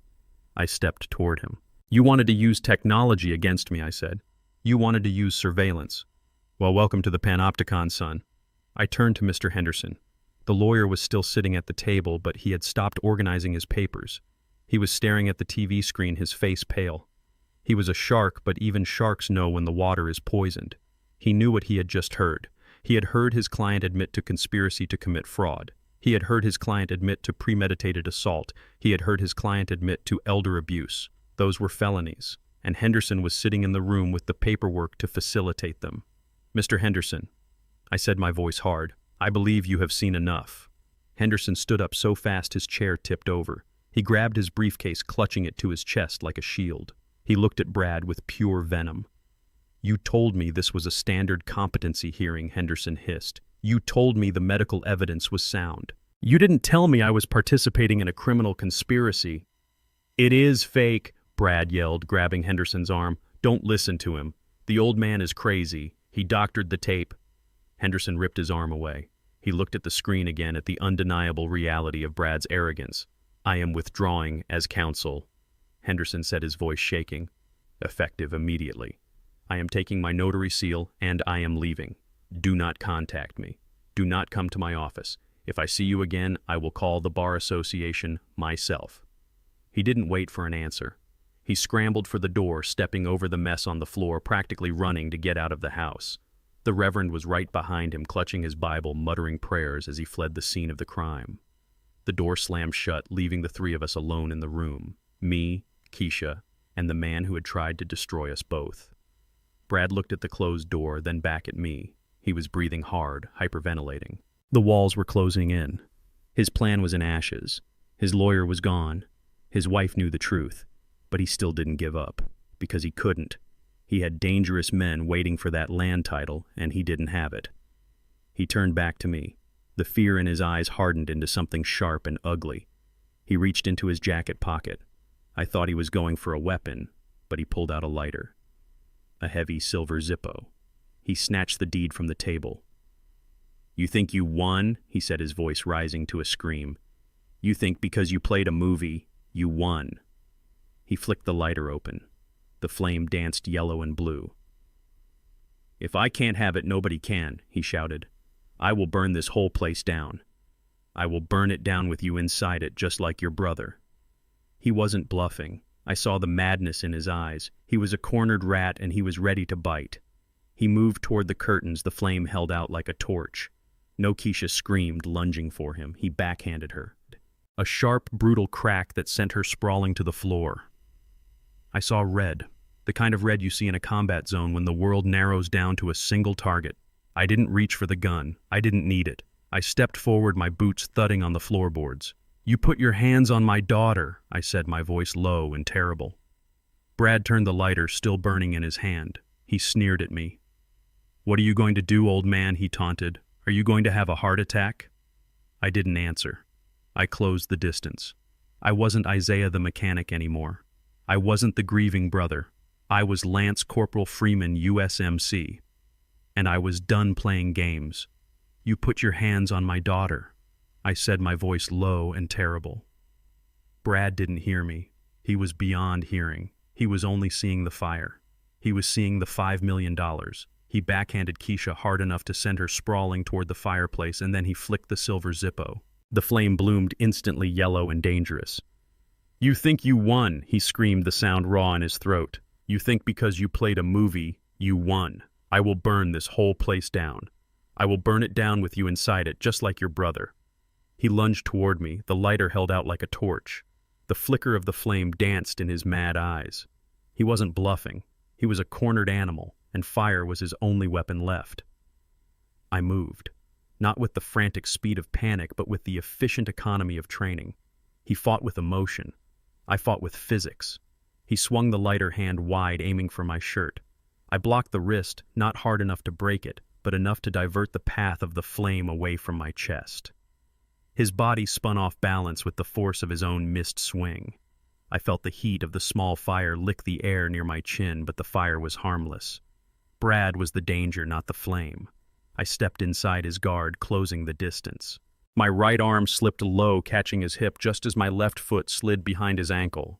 It was a simple counter takedown taught to every Marine in close quarters combat 40 years ago. He was fighting the man in front of him, but he wasn't fighting the leverage. I pushed down and pulled back. Brad's feet left the floor. He let out a yelp of surprise and fear that was instantly cut short as his body twisted in the air. He hit the floor hard, a thud of bone and muscle that vibrated through the floorboards. The lighter skittered across the wood floor and winked out against the wall. He lay there, stunned, winded, unable to move. His tailored suit crumpled around him. He was soft. His body wasn't used to violence. His mind was used to smooth talk and contracts, not impact. I stood over him, breathing deep. My chest was tight, but my hands were steady. I looked down at the man who had tried to drive me mad and burn my home. He was pathetic. He was weak. He was just a thug who had bought a suit. Keisha let out a soft moan from the corner. She wasn't looking at Brad. She was looking at me. Her face was pale, but her eyes held a terrible clarity. She saw the truth now. She saw the monster who married her and the soldier who raised her. I looked down at the lighter, then at Brad. "I could have killed you," I said, my voice low and hard. "I could have ended this on the floor right here. But that would be too easy, and you deserve to pay the long way." I heard the heavy, deliberate thudding of boots on the front porch. The sirens, which had been wailing down the road for minutes, finally screamed to a halt right outside my cabin. "The state police," I said. "And judging by the weight I hear moving around out there, the feds have joined the party." The front door burst open with the force of a sudden strong wind. Uniformed men flooded the room. Not local sheriff, but the crisp uniforms of state investigators, and behind them men in dark jackets marked FBI. "We have a situation," Sergeant yelled, the lead officer, his sidearm drawn and pointed low. I raised my hands, instantly showing the truth. "No weapon, no resistance. He is here," I said. "Brad Miller. That is your man. He tried to set the house on fire and assaulted my daughter." The officers ignored the mess and swarmed Brad. They hauled him up off the floor, his movements still sluggish from the fall. He blinked against the flashlights and the sudden glare of reality. "Brad Miller, you are under arrest," the lead FBI agent announced, his voice devoid of emotion. "You are being charged with conspiracy to commit wire fraud, elder abuse, and attempted assault." Brad stared at the agent, his mouth working uselessly. He looked at me, then at Keisha. The agent secured the cuffs on Brad's wrists, the cold metal clicking shut. Brad let out a desperate plea. "She is crazy," he screamed, pointing at me. "He is senile. He tried to shoot me. He faked the whole thing." The FBI agent ignored him. He looked at Keisha. Keisha was still on the floor, but she pulled herself up. She looked at her father and shook her head slightly, a silent sign that she was done. "Agent," she said, her voice clear despite the tears, "my father is not crazy. I witnessed everything. He tried to set the house on fire, and he assaulted me." "Keisha." I could hear the raw desperation in Brad's voice. "Don't you dare.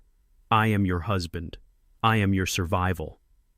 The agent looked down at the thick document lying on the table, the unsigned power of attorney. He picked it up. "Looks like we intercepted this just in time," the agent muttered. Another officer was already checking on the phony Reverend and the lawyer Henderson, who were still cowering near the fireplace. Henderson was frantically trying to clean the ash off his suit. Brad was dragged toward the door. His eyes locked onto mine, a final look of hatred and raw panic. "You didn't win, old man," he spat. "You are still sitting on a toxic dump. That land is worthless. You just signed your own death warrant." I didn't flinch. "You should have read the fine print, Brad," I said. I already transferred the land title into a nonprofit conservation trust last month. You tried to sell land that was already the property of the community. You sold nothing but air. Brad stopped struggling. His face went slack. The rage drained away, leaving pure shock. No, he whispered. Yes, I said. I signed papers a month ago, papers you never knew about. You risked your life and your freedom for land that was never yours to sell. The officers hauled him through the door. I heard the siren flare to life again, fading into the distance as they took the garbage away. I walked over to Keisha. She stood alone in the wreckage of the living room. Her dress was ripped, her cheek was red, but she was standing. I didn't hug her. I just put a hand on her shoulder. You did the right thing, Keisha, I said. The hardest thing, but the right thing. She leaned into my touch and finally let the sobs come. Not the frightened sobs of a victim, but the cleansing tears of a woman finally free of her oppressor. I stood in my violated living room looking at the scattered papers, the broken chair, and the spot where the AI ghost had shimmered. It was over. The war was done, and the land was safe. I looked at the hole in the wall where the smart speaker used to be. The house was silent again, and for the first time in 50 years, I knew Tommy could finally rest. The morning after the arrest smelled like burnt plastic and victory. I sat in Elijah's workshop sipping coffee that tasted like burnt engine oil but felt good going down. The $25,000 worth of equipment Brad used to run his operation sat in a heap on the floor waiting for the police to collect it. Elijah was checking his surveillance feeds one last time. He wanted to make sure the evidence was secure. I was waiting for my real lawyer, Mr. Washington. He wasn't a shark like Henderson. He was a pillar of the community who had fought housing discrimination cases in this city since the 70s. When Mr. Washington arrived, he didn't blink at the sight of the chaos or the humming servers. He looked at me and nodded. "You did the right thing, Isaiah," he said. "Elder abuse and fraud. Brad Miller will pay for this." I nodded. "He has to. But we are not here to talk about prison time, Mr. Washington. We are here to talk about this land." I spread the deed out on the workbench next to a wrench and a socket set. 50 acres, $15 million. That was the market value. Mr. Washington looked at the papers, then at me. "You know you could sell this land, Isaiah," he said gently. "You could live like a king.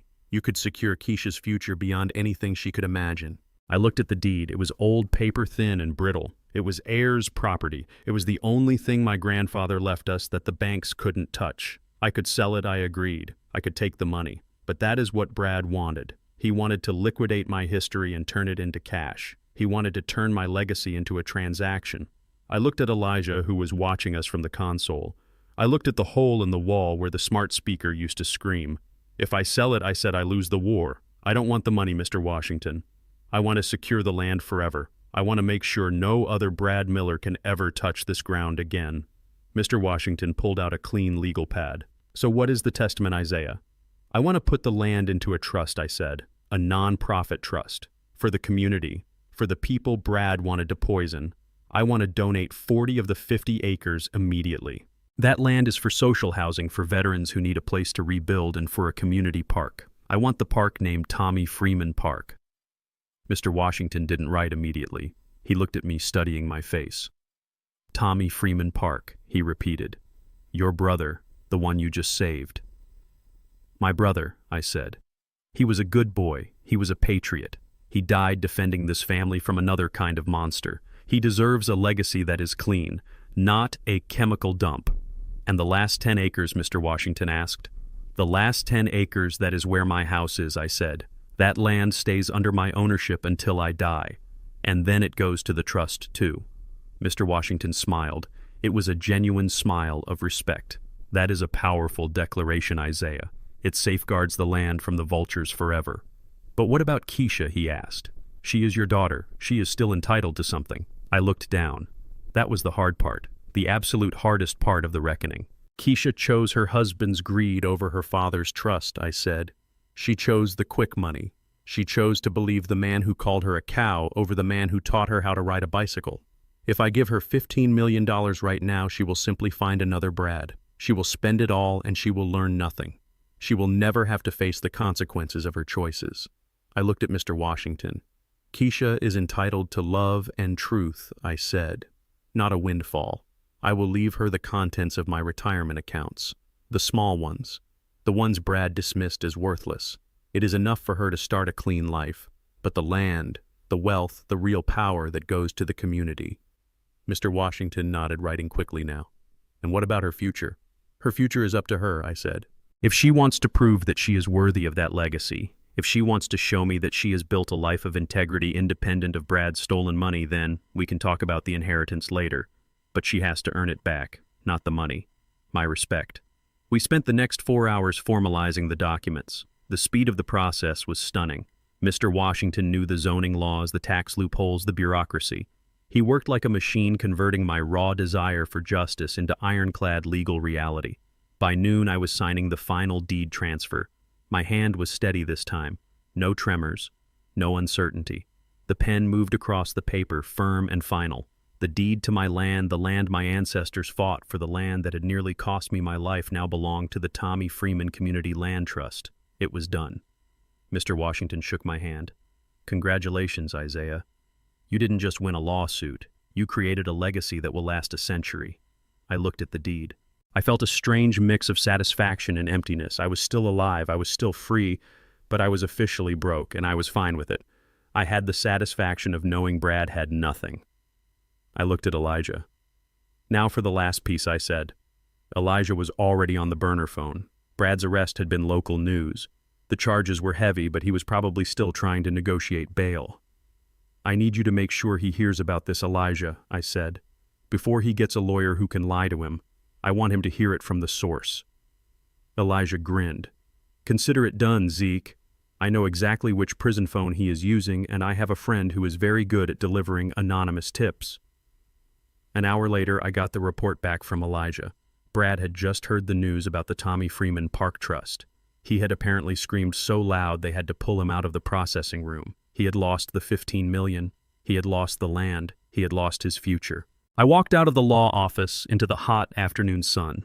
I didn't take the old Nova. I walked. I walked toward the south side, toward the church, toward the homes of the people Brad wanted to displace for a toxic dump. I was a free man. I was a broke man. But I had my dignity, and I knew that the greatest wealth I had ever possessed wasn't the $15 million. It was the peace that came from knowing I had honored my brother's memory and secured my community's future. I just hoped Keisha would eventually realize that the grass growing in Tommy Freeman Park was worth more than all the stolen money in the world. 1 month had passed since the sirens wailed down the driveway and took Brad away. The cabin was clean now. I patched the holes where the smart speakers had been, and I repainted the section of the wall where the holographic projection had flickered red and died. I had no landline. I had no smart plugs. I had nothing digital left in the house that wasn't under the total control of Elijah. The silence in the house wasn't empty anymore. It was full of truth. It was the sound of air I could finally breathe without fear. I sat on the porch, rocking gently, the evening sun painting the fields a warm gold. I was sipping weak iced tea, not whiskey. I needed my head clear now more than ever. I took the final thing I owned of the whole ordeal. It wasn't the gun. It was a small flash drive. On it was the last digitized copy of the Super 8 film. Tommy's voice, Tommy's laughter, the asset Brad used to try and break me. I pulled out the old steel burn barrel my father used for yard waste. I flicked a match. The flame caught the paper inside, spitting heat into the cool evening. I held the small drive in my hand. It was no longer evidence. It was just a memory corrupted by greed. I dropped the drive into the barrel. The plastic melted instantly. The metal hissed. The data vaporized into smoke. I watched the smoke rise clean and gray into the pine trees. I didn't need that file anymore. I didn't need a computer to hear my brother. Tommy wasn't trapped in a server farm. He was right here, in the dirt, in the legacy. I thought about Keisha. She was working. She had filed for divorce immediately, and she moved into a small apartment downtown near her job. She called me every night, not to ask for money, but to check on me, to tell me about her day. She was finding her feet. She was learning to stand without a leash. She was becoming a Freeman again. It was the hardest path I could have set her on, but it was the only one that led to freedom. I thought about Brad. He was in lockup. They had enough on him with the wire fraud, the elder abuse, and the conspiracy to commit environmental crime to keep him busy for a very long time. He had gambled everything on my supposed senility, and he had lost. I finished my tea. I looked out over the fields. The land wasn't mine anymore. It belonged to the Tommy Freeman Community Land Trust. The old heirs' property was safe. No toxic dump, no chemical processing plant, just green space for veterans and affordable housing for the community Brad wanted to poison. My grandfather's blood and sweat would nourish new life, not toxic sludge. I walked to the edge of the porch. I looked out at the peaceful field. I didn't feel victorious. I felt peace. The kind of peace you earn after a long war. I lifted my head and spoke to the evening air. "Good night, Zeke." No harsh static replied. No synthesized voice demanded a signature. No ghost screamed of fire. There was only the sound of the wind moving through the pines. That was the right answer. The only answer that mattered. This wasn't a story about winning, it was a story about clarity. Technology can clone a voice, simulate a face, and even mimic a memory, but it can never replicate the soul. My son-in-law thought he could use the digital ghosts of my past to hijack my future, believing an old man would crumble under high-tech fear. He forgot that wisdom isn't stored on a hard drive, it's forged in the fires of life. We don't delete our demons, we face them down. In a world of artificial intelligence, the only thing that truly protects us is authentic character. Trust actions, verify motives, and never let anyone rewrite your history. If this story resonated with you and you value integrity over greed, please hit the like button and subscribe. Tell me your thoughts in the comments below. I'm Isaiah Freeman, and that is the truth of the last chapter.